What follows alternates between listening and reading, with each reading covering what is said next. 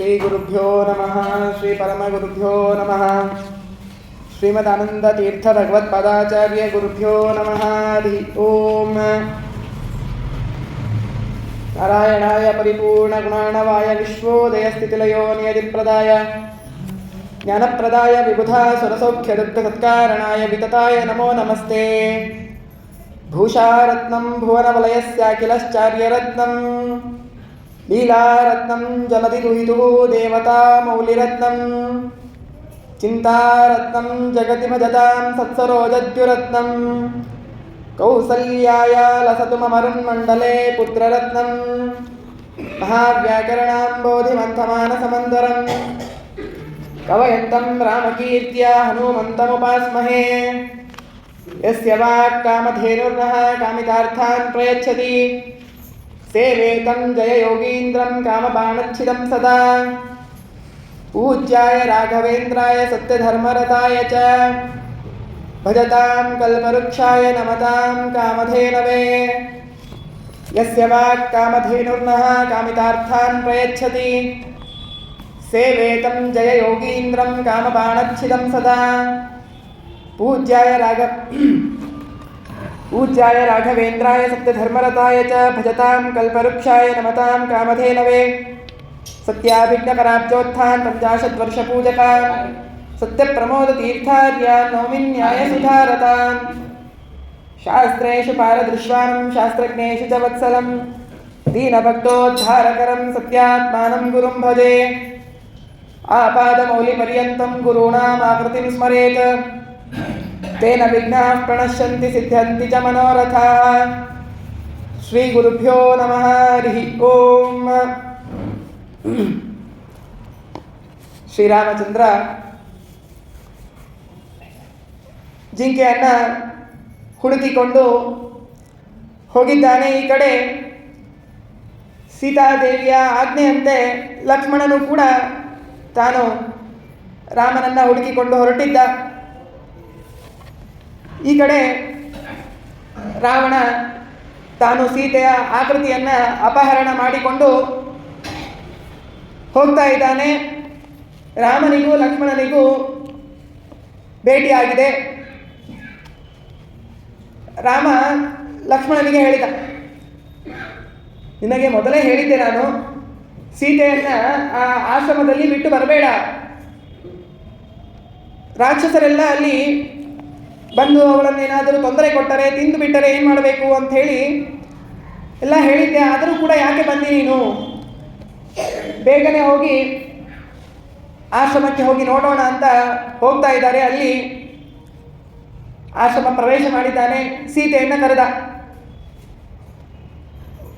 ಮೊದಲಿಗೆ ಅವಳ ಧ್ವನಿ ಕೇಳಲಿಲ್ಲ. ಒಳಗಡೆ ಹೋಗಿದ್ದಾನೆ. ಪಾತ್ರೆ ತಿಕ್ತಾ ಇರ್ಬೋದೇನೋ ಅಂತ, ಹಿತ್ತಲಲ್ಲಿ ಪಾತ್ರೆ ತಿಕ್ತಾ ಇರ್ಬೋದೇನೋ ಅಂಥೇಳಿ ಹಿತ್ತಲಿಗೆ ಹೋಗಿದ್ದಾನೆ. ಈಗೆಲ್ಲ ಕೆಲಸ ಶಿಫ್ಟ್ ಆಗಿದೆ, ಉಲ್ಟಾಗಿದೆ. ಅದೆಲ್ಲ ಅಲ್ಲೂ ಇಲ್ಲ. ಕೊನೆಗೆ ಎಲ್ಲಾದರೂ ಪಕ್ಕದ ವನದಲ್ಲಿ ಏನಾದರೂ ಹಣ್ಣುಗಳನ್ನು, ಪಲ್ಯಗಳನ್ನು, ಕಾಯಿಗಳನ್ನು ತರುವುದಕ್ಕೆ ಹೋಗಿದ್ದಾಳೇನೋ ಅಂಥೇಳಿ ಎಲ್ಲ ಕಡೆಗೂ ಕೂಡ ನೋಡ್ತಾ ಇದ್ದಾನೆ. ಸೀತೆ ಸೀತೆ ಅಂಥೇಳಿ ಕೂಗ್ತಾ ಇದ್ದಾನೆ. ಅಷ್ಟಾದರೂ ಕೂಡ ಅಲ್ಲಿ ಆ ಸೀತೆಯ ಧ್ವನಿ ಕೇಳ್ತಾ ಇಲ್ಲ. ಲಕ್ಷ್ಮಣನ ಮೇಲೆ ಸಿಟ್ಟಿಗೆ ಬಂದಿದ್ದಾನೆ. ಹೀಗೆ ಹುಡುಕ್ತಾ ಹುಡುಕ್ತಾ ಇಬ್ಬರು ಸೇರಿ ಆ ಸೀತೆಯನ್ನು ಹುಡುಕ್ತಾ ಹೋಗಿದ್ದಾರೆ. ಹೋದಾಗ ಎಲ್ಲ ಇಂತಹ ಪರಮಾತ್ಮನ ಸರ್ವೋತ್ತಮನಾದ ಶ್ರೀರಾಮನ ಬಗ್ಗೆ ವಾಲ್ಮೀಕಿ ರಾಮಾಯಣದಲ್ಲಿ ಹೇಳ್ತಾರೆ.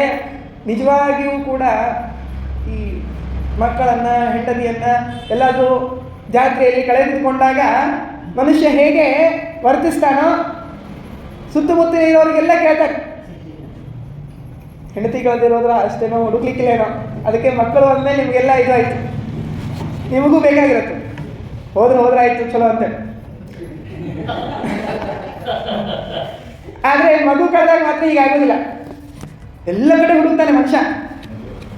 ಹೋದಾಗ ಅಲ್ಲಿ ಎಲ್ಲ ಸಿಕ್ಕವರಿಗೆ ಎಲ್ಲ ಕೇಳ್ತಾನೆ, ಇದು ನನ್ನ ಮಗು ಎಲ್ಲಾದ್ರೂ ಇಂಥ ಬಟ್ಟೆ ಉಟ್ಕೊಂಡು ಬಂದಿತ್ತು, ಎಲ್ಲಾದ್ರೂ ನೀವು ನೋಡಿದ್ರಾ ಅಂತೆಲ್ಲ ಕೇಳ್ತಾನೆ. ಹಾಗೆ ಶ್ರೀರಾಮಚಂದ್ರ ಆ ವನದಲ್ಲಿರುವಂತಹ ಗಿಡಗಳಿಗೆ ಪ್ರಾಣಿಗಳಿಗೆ, ಪಕ್ಷಿಗಳಿಗೆ. ನೋಡಿ, ಮನುಷ್ಯನಿಗೆ ಕೇಳಿದರೆ ಅವನು ಸರಿಯಾಗಿ ಇದ್ದಾನೆ ಅಂತ ಅರ್ಥ. ಏನಾದರೂ ಕಳೆದು ಹೋದಾಗ ಮನುಷ್ಯನಿಗೆ ಏನೋ ಒಂದು ಸ್ವಲ್ಪ ಇದಿದೆ. ಪ್ರಾಣಿಗಳಿಗೆ, ಪಕ್ಷಿಗಳಿಗೆ ಹೋಗಿ, ಗಿಡಗಳಿಗೆ, ಗಿಡ ಮಾತಾಡುತ್ತಾ? ಅದಕ್ಕೂ ಹೋಗಿ ಕೇಳ್ತಾನೆ ಅಂತಂದರೆ ಆ ವ್ಯಕ್ತಿಗೆ ಎಷ್ಟು ಹತಾಶನಾಗಿದ್ದಾನೆ, ದಿಕ್ಕು ತೋಚದಂತೆ ಆಗಿದ್ದಾನೆ ಅನ್ನೋದು ಗೊತ್ತಾಗುತ್ತೆ. ಪಕ್ಷಿ ಮಾತು ಬಂದಿದೆ, ಪಕ್ಷಿ ಮಾತಾಡೋದು. ಹೌದು, ಪಕ್ಷಿ ಅಲ್ಲ, ಅದೇ ಮನುಷ್ಯನಂತೆ ನಾನು ತೋರಿಸ್ತಾ ಇದ್ದಾನೆ. ಪಕ್ಷಿ ಕೇಳಬೇಕಾದ್ರೆ ಪಕ್ಷಿ ಮಾತು ಬರಬೇಕು, ಗೊತ್ತಿರಬೇಕು. ಅದೇ ಪಕ್ಷಿ ಮಾತಾಡೋದಿಲ್ಲ ಅನ್ನೋದು ಗೊತ್ತು, ಆದರೂ ಇವನು ಅಷ್ಟು ದುಃಖಿತನಾಗಿದ್ದಾನೆ. ಆ ಹೆಂಡತಿ ಕಳೆದು ಹೋಗಿದ್ದಾಳಲ್ಲ ಅನ್ನೋದರಿಂದ, ಅದರಿಂದ ಏನಂತಂದ್ರೆ ಆ ಗಿಡಕ್ಕೆ, ಪ್ರಾಣಿಗಳಿಗೆ ಅವು ಮಾತನಾಡೋದಿಲ್ಲ ಅನ್ನೋದು ಗೊತ್ತು, ಸಾಮಾನ್ಯವಾದ ಮನುಷ್ಯನಿಗೆ ಗೊತ್ತಿರುತ್ತೆ. ಆದರೂ ರಾಮ ಅಷ್ಟು ದುಃಖಿತನಾದಂತೆ ಎಲ್ಲ ಕಡೆಗೂ ಕೂಡ ಕೇಳ್ತಾ ಹೋಗಿದ್ದಾನೆ. ಆ ತರವೋಪಿನೇದು ಭಾಗವತದಲ್ಲಿ ಹೇಳ್ತಾರಲ್ಲ, ಶುಕಾಚಾರ್ಯ ಹೊರಟರೆ, ಶುಕ ಅಂತ ಹೇಳಿ ವೇದವ್ಯಾಸರ ವಚನವನ್ನು ತರವೋಪಿ ಗಿಡಗಳು ಕೂಡ ಹಾಡಿದ್ವಂತ. ಹಾಗೆ ಇವನು ಕೂಡ ಏನಂತಂದ್ರೆ ನೀ ನೋಡಿಯಾ ಅಂತೇಳಿ ಯಾರಿಗೆ ಕೇಳಬೇಕಲ್ಲಿ? ವನದಲ್ಲಿ ಇರೋರೇ ಗಿಡ ಮರಗಳೇ ಇರೋದು, ಪ್ರಾಣಿ ಪಕ್ಷಿಗಳೇ ಇರೋದು. ಹಾಗಾಗಿ ಅಷ್ಟು ದುಃಖ ಸಂತಪ್ತನಾದ ರಾಮ ಎಲ್ಲ ಕಡೆ ಕೇಳ್ತಾ ಹೋಗಿದ್ದಾನೆ. ಹಾಗೆ ಹೋದಾಗ ಅವನಿಗೆ ಸಿಕ್ಕಿರುವುದು, ಅಲ್ಲಿ ಮುಂದೆ ಹೋದಾಗ ಸಿಕ್ಕಿದ್ದಾನೆ ಜಟಾಯು, ಹದ್ದು. ಆ ಜಟಾಯು ಕೂಡ ಭಾರೀ ಬೃಹತ್ ಗಾತ್ರ. ಅದು ಬೃಹತ್ ಗಾತ್ರವಾದ ಜಟಾಯು ತಾನು ರೆಕ್ಕೆಗಳನ್ನು ಕತ್ತರಿಸಿ ಅಲ್ಲಿ ಬಿದ್ದಿದೆ. ಆ ರೆಕ್ಕೆಗಳು ಅದನ್ನು ನೋಡಿ ರಾಮನಿಗೆ ಕರುಣೆ ಬಂತು. ಅಯ್ಯೋ, ಜಟಾಯುವಿಗೆ ಏನಾಯಿತು ಅಂತ ಹೇಳಿ ಅಲ್ಲಿ ಹೋಗಿ ಕೇಳಿದ್ದಾನೆ. ಪೂರ್ಣ ರಾಮನಿಗಾಗಿಯೇ ಕಾಯ್ತಾ ಇದ್ದ ಜಟಾಯು. ರಾಮ ಬಂದರೆ ಸಾಕು, ರಾಮನಿಗೆ ಸಂದೇಶವನ್ನಿತ್ತು ನಾನು ಪ್ರಾಣ ಬಿಡೋಣ ಎಂಬುದಾಗಿ ಆ ಜಟಾಯು ಕಾಯ್ತಾ ಇದ್ದಾನೆ. ಬಂದಿದ್ದೆ ಕೂಡಲೇ ರಾಮ ನೋಡಿ, ಅಷ್ಟೆಲ್ಲ ದುಃಖ ಸಂತಪ್ತನಾದರೂ ಕೂಡ ನಾವು ಹೀಗೆ ಮಾಡ್ತೀವಿ. ನಮಗೆ ಬೇಕಾಗಿರೋದೇನೂ ಸಿಗ್ತಾ ಇಲ್ಲ, ನಮಗೆ ತೊಂದರೆ ಆಗಿದೆ, ನಮಗೆ ದುಃಖ ಆಗಿದೆ ಅಂತಂದರೆ ನಾವು ಪರರ ಬಗ್ಗೆ ಗಮನಿಸೋದಿಲ್ಲ. ಒಂದೇನು ತೊಗೊಂಡು ಏನು ಮಾಡೋದು, ನಂದೇ ನನಗೆ ಹತ್ಯದ ಅಂತೀರೋ. ಆದರೆ ಅದನ್ನು ನೋಡಿದ ಕೂಡಲೇ ಮರುಗಿದ ರಾಮ ಜಟಾಯುವಿನ ಬಗ್ಗೆ ವಿಚಾರ ಮಾಡ್ತಾ ಇದ್ದ. ಏನಾಯಿತು ನಿನಗೆ, ಯಾಕೆ ಇಂತಹ ಪರಿಸ್ಥಿತಿ ಬಂತು, ಯಾಕೆ ಬಿದ್ದಿ ನೀನು ಅಂತೆಲ್ಲ ವಿಚಾರ ಮಾಡಿದಾಗ ಜಟಾಯು ಹೇಳ್ತಾ ಇದ್ದಾನೆ, ಇಲ್ಲ, ಹೀಗೆ ರಾವಣ ತಾನು ಪುಷ್ಪಕ ವಿಮಾನದಲ್ಲಿ ಸೀತೆಯನ್ನು ಹರಣ ಮಾಡಿಕೊಂಡು ಹೊರಟಿದ್ದ. ಅವನನ್ನು ತಡೆಯುವುದಕ್ಕಾಗಿ ನಾನು ಅವನೊಡನೆ ಯುದ್ಧ ಮಾಡಿದೆ. ಆಗ ಆ ರಾವಣ ನನಗೆ ಹೊಡೆದಿದ್ದಾನೆ, ಅದಕ್ಕಾಗಿ ಹೀಗೆ ಬಿದ್ದು ಬಳಲುವಂತಹ ಪ್ರಸಂಗ ಬಂದಿದೆ ಅಂತ ಹೇಳಿದಾಗ, ಅಯ್ಯೋ, ಇಂತಹ ಮರಣ ಬರಬಾರ್ದಿತ್ತು ನಿನಗೆ ಅಂಥೇಳಿ ಎಲ್ಲ ಆ ಜಟಾಯುವಿಗೆ ಸಾಂತ್ವನ ಮಾಡಿದ್ದಾನೆ. ಅಷ್ಟೆಲ್ಲ ಹೇಳಿದ ಕೂಡಲೇ ಆ ಜಟಾಯು ಹೀಗೆ ಸುದ್ದಿ ಗೊತ್ತಾಯ್ತು. ಒಟ್ಟಾರೆ ರಾಮನಿಗೆ ಏನಾಗಿದೆ ಸೀತೆಗೆ ಅನ್ನೋದು ಗೊತ್ತಿರಲಿಲ್ಲ. ರಾಮ ಆ ಜಟಾಯುವಿನಿಂದ ತಿಳಿದುಕೊಂಡಿದ್ದಾನೆ. ಅದನ್ನು ಹೇಳಿದ ಕೂಡಲೇ ಆ ಜಟಾಯು ಕೂಡ ತಾನು ತನ್ನ ಪ್ರಾಣವನ್ನು ತೊರೆದು ಬಿಟ್ಟಿದ್ದಾನೆ. ಹೀಗೆ ಅಷ್ಟೆಲ್ಲ ಆದ ಮೇಲೆ ರಾಮ ಲಕ್ಷ್ಮಣನಿಗೆಲ್ಲ ಹೇಳಿ ಆದೇಶವನ್ನಿಟ್ಟು ಆ ಜಟಾಯುವಿನ ಅಂತ್ಯಕ್ರಿಯೆಗಳನ್ನೆಲ್ಲ ಮಾಡ್ತಾನಂತೆ. ಅವನಿಗೆ ಎಲ್ಲ ರೀತಿಯ ಅಂತ್ಯಕ್ರಿಯೆಗಳನ್ನೆಲ್ಲ ಮಾಡಿ ಪರಮಾತ್ಮ ಜಟಾಯುವಿಗೆ ಉತ್ತಮವಾಗಿರುವಂತಹ ಗತಿಯನ್ನು ಕೂಡ ಅಲ್ಲಿ ಕೊಟ್ಟಿದ್ದಾನೆ. ಜಟಾಯುವಿನ ಮರಣವಾಗದ್ದು ಮತ್ತು ಮಾರೀಚನ ಮರಣ, ಇವರಿಬ್ಬರ ಮರಣವಾಗಿದ್ದು ಎಲ್ಲಿ? ಒಂದೇ ವನದಲ್ಲೇನೇ ಆಗಿರೋದು, ಒಂದೇ ದಿನದಲ್ಲೇನೇ ಆಗಿರೋದು. ವ್ಯತ್ಯಾಸ ಇಷ್ಟೇ, ಮಾರೀಚ ಅವನು ರಾವಣನಿಗಾಗಿ ಮಡಿದ. ಆದರೆ ಜಟಾಯು ರಾಮನಿಗೆ ಸಂದೇಶವನ್ನು ಕೊಟ್ಟೇ ನಾನು ಪ್ರಾಣ ಬಿಡಬೇಕು ಅಂಥೇಳಿ ಅಲ್ಲಿಯವರೆಗೂ ಜಟಾಯು ಮಿಡಿತಾನೇ ಇದ್ದ. ಪ್ರಾಣ ಪಕ್ಷಿಯನ್ನು ಹಿಡಿದುಕೊಂಡು ಆ ಪಕ್ಷಿ ರಾಜ ತಾನು ಅಲ್ಲಿ ಬದುಕಿದ್ದಾನೆ. ಅದರಿಂದ ಏನು ತಿಳಿಸ್ಕೊಡುತ್ತೆ ನಮಗೆ ಅಂತಂದರೆ, ಹಾಗೆ ಜಟಾಯು ರಾಮನ ಸೇವೆ ಮಾಡಿ ಅವನು ಉತ್ತಮ ಗತಿಯನ್ನು ಪಡೆದ. ಸ್ವಧರ್ಮೇ ನಿಧನಂ ಶ್ರೇಯ. ಎಂತಹದ್ದೇ ಸಮಸ್ಯೆ ಬಂದರೂ ಕೂಡ ಸ್ವಧರ್ಮೇ ನಿಧನಂ, ತನ್ನ ಧರ್ಮಕ್ಕಾಗಿ, ಭಗವಂತನ ಸೇವೆಗಾಗಿ, ಭಗವತ್ ಪ್ರೀತಿಗೋಸ್ಕರವಾಗಿ ಪ್ರಾಣ ಬಿಡುವ ಪ್ರಸಂಗ ಬಂದರೂ ಕೂಡ ಅದನ್ನು ಮಾಡಬೇಕು. ಹಾಗೆ ಜಟಾಯು ತಾನು ಮಾಡಿರೋದರಿಂದ ಅವನಿಗೆ ಶ್ರೇಯ, ಉತ್ತಮವಾಗಿರುವಂತಹ ಗತಿಯಾಗಿದೆ. ಪರಧರ್ಮೋ ಭಯಾವಾಹ. ಪರ ಅಂದರೆ ಅವರು ರಾವಣನ ಸಂತೋಷಕ್ಕಾಗಿ, ರಾವಣ ತೃಪ್ತನಾಗಲಿ, ರಾವಣನಿಂದ ಅರ್ಧ ರಾಜ್ಯ ಬರುತ್ತೆ ಅನ್ನುವುದಕ್ಕಾಗಿ, ಲೋಭದಿಂದ, ಕಾಮದಿಂದ ಸೀತೆಯನ್ನು ಅಪಹರಣ ಮಾಡುವುದಕ್ಕಾಗಿ ಸಹಾಯ ಮಾಡಿದ ಮಾರೀಚನಿಗೆ ಪರಧರ್ಮ ಭಯಾವಹ. ಅವನಿಗೆ ರಾಮನ ಬಾಣಗಳಿಂದ ಭಯ ಬಂತು. ಮರಣವಾಯಿತು. ಅಂದರೆ ಆ ಕೆಟ್ಟದಾದ ಹಾದಿಯನ್ನು ನಾವು ಹಿಡಿದರೆ ನಮಗೆ ಈ ರೀತಿಯಾಗಿರುವಂತಹ ಅಧೋಗತಿಯೇ ಆಗತ್ತೆ ಅಂತ ಅನ್ನೋದನ್ನು ತಿಳಿಸ್ತಾ ಇದ್ದಾರೆ. ನೋಡ್ರಿ, ಇದು ಮಾರೀಚ ಹಾಗೂ ಜಟಾಯುವಿನಿಂದ ತಿಳಿದಿದ್ದು. ಅವರ ನಾಯಕರು ಯಾರು? ರಾಮ, ರಾವಣ. ರಾವಣ ಅಲ್ಲಿ ಮಾರೀಚನ ಕೊಲೆ ಆಗಿರೋದು ಗೊತ್ತು ಮಾರೀಚನಿಗೆ. ರಾಮ ಹೊಡೆದಿದ್ದಾನೆ, ಆ ಧ್ವನಿ ಲಕ್ಷ್ಮಣ ಸೀತೆಯರಿಗೆ ಕೇಳಿಸಿದಂತೆ ರಾವಣನಿಗೂ ಕೇಳಿಸಿದೆ. ಆದರೆ ರಾವಣ ಸೀತೆಯನ್ನು ಎತ್ತಾಕಿಕೊಂಡು ಹೊರಟು ಕೂಡಲೇ ಒಂದು ಬಾರಿ ಮನಸ್ಸಿನಲ್ಲಿಯೂ ಕೂಡ ಮಾರೀಚನ ಬಗ್ಗೆ ವಿಚಾರ ಮಾಡಲಿಲ್ಲ. ಅಂದರೆ ನಾಯಕ ಹೇಗಿದ್ದಾನೆ ಅನ್ನೋದು ಗೊತ್ತಾಗುತ್ತೆ. ಸ್ವಭಾವ ತನ್ನ ಕೆಲಸ ಆದರೆ ಆಯ್ತು, ಬೇರೆದವರಿಗೆ ಅದರಿಂದ ಏನಾಗುತ್ತೋ ಆಗಲಿ, ಅದರಿಂದ ನನ್ನ ಕಾರ್ಯ ಆಯಿತೋ ಇಲ್ಲೋ ಅವನ ಬಗ್ಗೆ ಒಂದು ಕ್ಷಣನೂ ವಿಚಾರ ಮಾಡಲಿಲ್ಲ. ಆದರೆ ರಾಮ ಮಾತ್ರ ಆ ಜಟಾಯುವಿನ ಅವನು ಸತ್ತು ಹೋದ. ನೋಡ್ರಿ, ರಾಮನ ಗುಣ ಎಷ್ಟು ಗೊತ್ತಾಗುತ್ತೆ. ರಾಮ ಜಟಾಯು ಸತ್ತು ಹೋದ್ಮೇಲೆ ಬಿಟ್ಟು ಹೋಗೋದಿತ್ತು. ಬದುಕಿದ್ದರೆ ವ್ಯಕ್ತಿಗೆ ಉಪಚಾರಗಳನ್ನು ಮಾಡಬೇಕು, ಅವನನ್ನು ಸಂತೋಷಪಡಿಸಬೇಕು. ನೋಡ್ತಾ ಇಲ್ಲ, ಆ ಜಟಾಯು ಇಲ್ಲ ಇಲ್ಲ ಅಂತಾಗಿದ್ದಾನೆ. ಆದರೂ ಕೂಡ ಜಟಾಯುವನ್ನು ರಾಮ ಬಿಡಲಿಲ್ಲ. ಅವನಿಗೆ ಆ ದೇಹಕ್ಕೆ ಮಾಡಬೇಕಾಗಿರುವಂಥ ಎಲ್ಲ ಸಂಸ್ಕಾರಗಳನ್ನು ಮಾಡಿ ಹೋಗಿದ್ದಾನೆ. ಹೀಗೆ ಆ ಪರಮಾತ್ಮನನ್ನು, ಭಗವಂತನನ್ನು, ರಾಮನನ್ನು ನಂಬಿದರೆ ನಂಬಿ ಕೆಟ್ಟವರಿಲ್ಲವೋ ರಂಗಯ್ಯನ, ನಂಬದೆ ಕೆಟ್ಟರೆ ಕೆಡಲಿ. ಅಂಬುಜನಾಭನ ಪಾದವ ನೆನೆಯೇ ಭವಾಂಬುದಿ ದುಃಖವ ಪರಿಹರಿಸುವ ರಾಮ. ಎಲ್ಲ ಅಂತ್ಯಕ್ರಿಯೆಯನ್ನು ಮಾಡಿದ, ಅದರ ಜೊತೆಗೆ ಉತ್ತಮವಾಗಿರುವಂತಹ ಮೋಕ್ಷವನ್ನೇ ಕೊಟ್ಟ. ಇದು ತಿಳಿಸ್ಕೊಡುತ್ತೆ ಏನಂತಂದರೆ, ನಾವು ಯಾರನ್ನು ಆಶ್ರಯಿಸಬೇಕು. ಕೇವಲ ಸ್ವಾರ್ಥಕ್ಕಾಗಿ ನಮ್ಮನ್ನು ಬಳಸಿಕೊಳ್ಳುವವರಿದ್ದರೆ ಅವರು ತಮ್ಮ ಕೆಲಸಗಳನ್ನು ತಾವು ಮಾಡಿಕೊಂಡು ನಮ್ಮನ್ನು ಕಸದಂತೆ ಅಟ್ಟಿಬಿಡ್ತಾರೆ. ಅಂಥವರನ್ನು ಆಶ್ರಯಿಸಬಾರದು. ಯಾರನ್ನು ಆಶ್ರಯಿಸಿದರೆ ಅವರಿಗೂ ಲಾಭ ಆಗಲಿ, ಆದರೆ ಅವರ ಜೊತೆಗೆ ನಮ್ಮನ್ನು ಕೂಡ ಯಾರು ಲೆಕ್ಕಿಸುತ್ತಾರೋ, ನಮ್ಮ ವ್ಯಕ್ತಿತ್ವವನ್ನು ಯಾರು ಗೌರವಿಸ್ತಾರೋ ಅಂಥವರನ್ನು ಆಶ್ರಯಿಸಬೇಕು ಅನ್ನುವಂತಹ ವಿಚಾರವನ್ನು ಇಲ್ಲಿ ರಾಮ ಮತ್ತು ರಾವಣರಿಂದ ನಾವು ತಿಳಿದುಕೊಳ್ಳಬಹುದಾಗಿದೆ. ಹೀಗೆ ಆ ರಾಮ ಅವನನ್ನು ಉದ್ಧಾರ ಮಾಡಿ ಅಲ್ಲಿಂದ ಮುಂದೆ ಹೊರಟಿದ್ದಾನೆ. ಹೋಗ್ತಾ ಇರುವಾಗ ಅನೇಕ ವಿಧವಾಗಿರುವಂತಹ ಸರೋವರಗಳು, ವನಗಳು ಎಲ್ಲವೂ ಕೂಡ ಬಂದಿದೆ. ಅಲ್ಲೆಲ್ಲ ಹೋಗಿದ್ದಾನೆ. ಅಲ್ಲೆಲ್ಲವೂ ಕೂಡ ಹುಡುಕ್ತಾ ಹೋಗಿದ್ದಾನೆ. ಆಗ ಹೋಗ್ತಾ ಇದ್ದಾಗ ಮತ್ತದೇ ರೀತಿಯಾಗಿ ದುಃಖ ಪಡ್ತಾ ಇದ್ದಾನೆ. ಅಯ್ಯೋ, ಸೀತೆಯಲ್ಲಿ ಹೋಗಿದ್ದಾಳೋ ಏನೋ, ನನಗೆ ಸಿಗ್ತಾನೆ ಇಲ್ಲ ಅಂತ ಈ ರೀತಿಯಾಗೆಲ್ಲ ದುಃಖ ಪಡ್ತಾ ಇರುವಾಗ ಬಹಳ ದುಃಖಿತನಾಗಿರುವಂತಹ ಆ ರಾಮನನ್ನು ನೋಡಿ ಲಕ್ಷ್ಮಣ ಸಾಂತ್ವನೆ ಮಾಡ್ತಾ ಇದ್ದಾನೆ. ಯತ್ಪಾದ ಪಾಂಸಂ ಸಂಸ್ಮೃತ್ಯ ದ್ವಂದ್ವಂ ಛಿಂದಂತಿ ಯೋಗಿನಃ. ಆ ರಾಮನಿಗೆ ಲಕ್ಷ್ಮಣ ಹೇಳ್ತಾ ಇದ್ದಾನೆ, ಸ್ವಾಮಿ ಏನೂ ಆಗುವುದಿಲ್ಲ, ಸೀತೆಗೆ ಏನೂ ಆಗುವುದಿಲ್ಲ, ನೀನೇನು ಭಯಪಡಬೇಡ, ಸೀತೆ ತಾನು ಸುರಕ್ಷಿತವಾಗಿ ಇರ್ತಾಳೆ, ಅವಳನ್ನು ಅವಳು ರಕ್ಷಿಸಿಕೊಳ್ಳುವಂತಹ ಅವಳಿಗೆ ಶಕ್ತಿ ಇದೆ, ನೀನು ಚಿಂತೆ ಮಾಡಬೇಡ ಅಂತೆಲ್ಲ ಹೇಳಿದರೂ ಕೂಡ ರಾಮ ತಾನು ದುಃಖ ಪಡುವಂತೆಯೇ ಮಾಡ್ತಾ ಇದ್ದಕ್ಕೆ ಸ್ವಲ್ಪ ಸಾಂತ್ವನಗೊಂಡಂತೆ ಮಾಡಿದ್ದಾನೆ. ಹೀಗೆ ಎಲ್ಲ ಮಾಡ್ತಾ ಮುಂದೆ ಹಾಗೆ ಸಾಗ್ತಾ ಇದ್ದಾನೆ. ಇದರಿಂದ ನಮಗೇನಂತಂದರೆ, ಜನರಿಗೆ, ನಾವೆಲ್ಲ ನೋಡುವವರಿಗೆ ಏನನ್ನಿಸುತ್ತೆ, ರಾಮನಿಗೂ ದುಃಖವಾಯಿತು ಅಂತ ಹೇಳಿ ಚಿಂತನೆ ಮಾಡಬಾರದು. ಇದು ಕೇವಲ ಏನಂತಂದರೆ ಅಧಮರಿಗೆ ಮೋಹನೆ ಮಾಡಿಸೋದಕ್ಕಾಗಿ ನಟನೆ ಮಾಡಿದ್ದಾರೆ ಹೊರತಾಗಿ ರಾಮನಿಗೆ ಯಾವುದೇ ರೀತಿಯಾಗಿರುವಂತಹ ದುಃಖಗಳು ಇಲ್ಲ. ಯತ್ಪಾದ ಪಾಂಸಂ ಸಂಸ್ಮೃತ್ಯ ದ್ವಂದ್ವಂ ಭಿಂದಂತಿ ಯೋಗಿನಃ. ಭಗವಂತನ ನಾಮಸ್ಮರಣೆಯನ್ನು ಮಾಡಿದರೇನೆ ನಮ್ಮ ದುಃಖಗಳು ಪರಿಹಾರ ಆಗ್ತಾ ಇರುವಾಗ ಆ ಪರಮಾತ್ಮನಿಗೆ ದುಃಖ ಇರುವುದಕ್ಕೆ ಸಾಧ್ಯವೇ? ಸೀತೆಯಿಂದ ವಿಯೋಗ ಆಗುವುದಕ್ಕೆ ಸಾಧ್ಯವೇ? ನಿತ್ಯ ಅವಿಯೋಗಿನೀಂ ದೇವಿ. ಪರಮಾತ್ಮನಿಂದ, ನಾರಾಯಣನಿಂದ, ರಾಮನಿಂದ, ಕೃಷ್ಣನಿಂದ ಲಕ್ಷ್ಮೀದೇವಿಗೆ, ಸೀತೆಗೆ, ರುಕ್ಮಿಣಿಯಗೆ ನಿತ್ಯವೂ ಕೂಡ ಅವಿಯೋಗ ಇದೆ.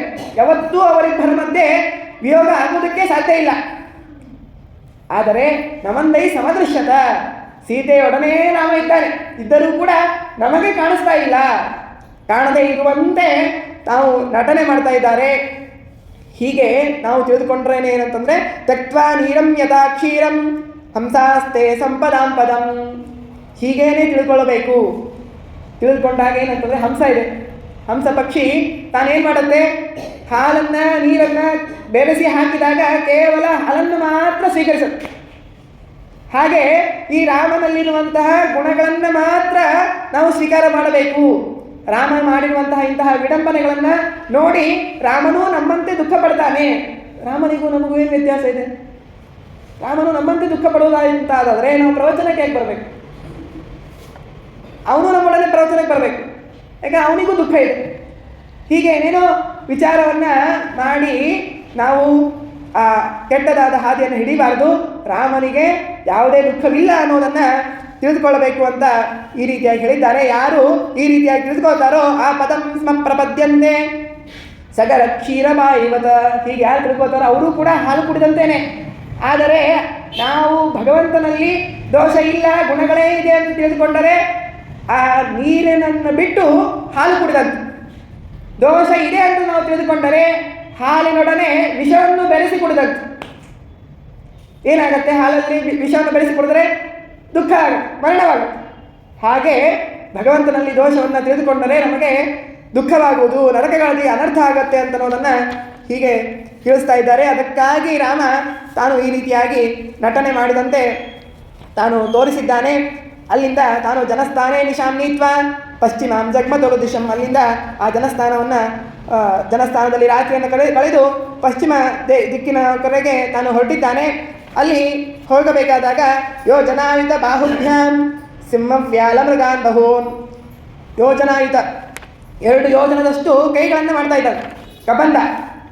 ಕಬಂದ ಎನ್ನುವಂತಹ ರಾಕ್ಷಸ, ಅವನ ಹೆಸರು ಕಬಂದ ಅಂತ. ಕಬಂದ ಅಂತ ಅನ್ನೋದಕ್ಕೆ ಏನಂತಂದರೆ ರುಂಡ ಇಲ್ಲದೆ ಇರುವ ಮುಂಡ, ಅದಕ್ಕೆ ಕಬಂದ ಅಂತ ಅಂತಾರೆ. ತಲೆನೇ ಇಲ್ಲದೆ ಇರುವಂತಹ ಕೆಳಗಿನ ಇಲ್ಲಿಂದ ಹಿಡಿದುಕೊಂಡು ಪಾದದವರೆಗೆ ಇರುವಂತಹ ಯಾವ ಅಂಗವಿದೆಯೋ ಶರೀರವಿದೆಯೋ ಅದಕ್ಕೆ ಕಬಂದ ಅಂತ. ಅವನು ಹಾಗೆ ಇದ್ದಾನೆ. ಯಾಕೆ ಹಾಗೆ ಇದ್ದ ಅಂತಂದರೆ ಇವನು ಒಬ್ಬ ಧನು ಅನ್ನುವಂತಹ ಗಂಧರ್ವ. ಈ ಗಂಧರ್ವ ಸ್ಥೂಲ ಶಿರಸ್ ಎನ್ನುವಂತಹ ಒಬ್ಬ ಋಷಿಗಳಿದ್ರು. ಸ್ಥೂಲ ಶಿರಸ್, ತಲೆ ಅವರು ದೊಡ್ಡದಿತ್ತು. ಅದನ್ನು ನೋಡಿ ಏನು ಮಾಡ್ತಾ ಇದ್ದಾನೆ ಈ ಗಂಧರ್ವ ಅವರಿಗೆ ವಿಚಿತ್ರವಾಗಿ ಕಾಡಿಸಿದ್ದಾನೆ, ಕೆರಳಿಸಿದ್ದಾನೆ. ನೋಡ್ರಿ ನಿಮ್ಮ ತಲೆ ಹೇಗಿದೆ, ನಿಮ್ಗೆ ಹಾಗಿದೆ, ನಿಮ್ಗೆ ಹೀಗಿದೆ ಅಂಥೇಳಿ ಆ ಋಷಿಗಳಿಗೆ ಕೋಪ ಬರುವಂತೆ ತಾನು ಕಾಡಿಸಿರೋದರಿಂದಾಗಿ ಸ್ಥೂಲ ಶಿರಸ್ ಎನ್ನುವಂತಹ ಋಷಿಗಳು ಶಾಪ ಕೊಟ್ಟರು ಅವರಿಗೆ, ಅಸುರನಾಗಿ ರಾಕ್ಷಸನಾಗಿ ಬೀಳುವಂತೆ. ಅದರ ಫಲವಾಗಿ ಏನು ಮಾಡಿದ ಅಂತಂದರೆ ಅವನು ಆ ತ್ರಿಜಟೆಯ ಮಗನಾಗಿ ಹುಟ್ಟಿದ. ಅಲ್ಲಿ ಹುಟ್ಟಿದವನೇ ಅವನು ಏನು ಮಾಡ್ತಾ ಇದ್ದಾನೆ? ತಪಸ್ಸನ್ನು ಮಾಡಿ ಬ್ರಹ್ಮದೇವರನ್ನು ಸಂತೋಷಪಡಿಸಿಕೊಂಡು ಅವಧ್ಯನಾಗಬೇಕು, ಅಜೇಯನಾಗಬೇಕು, ನನ್ನನ್ನು ಯಾರೂ ಗೆಲ್ಲುವಂತೆ ಆಗಬಾರದು ಅನ್ನುವಂತಹ ವರಗಳನ್ನು ಪಡೆದುಕೊಂಡ.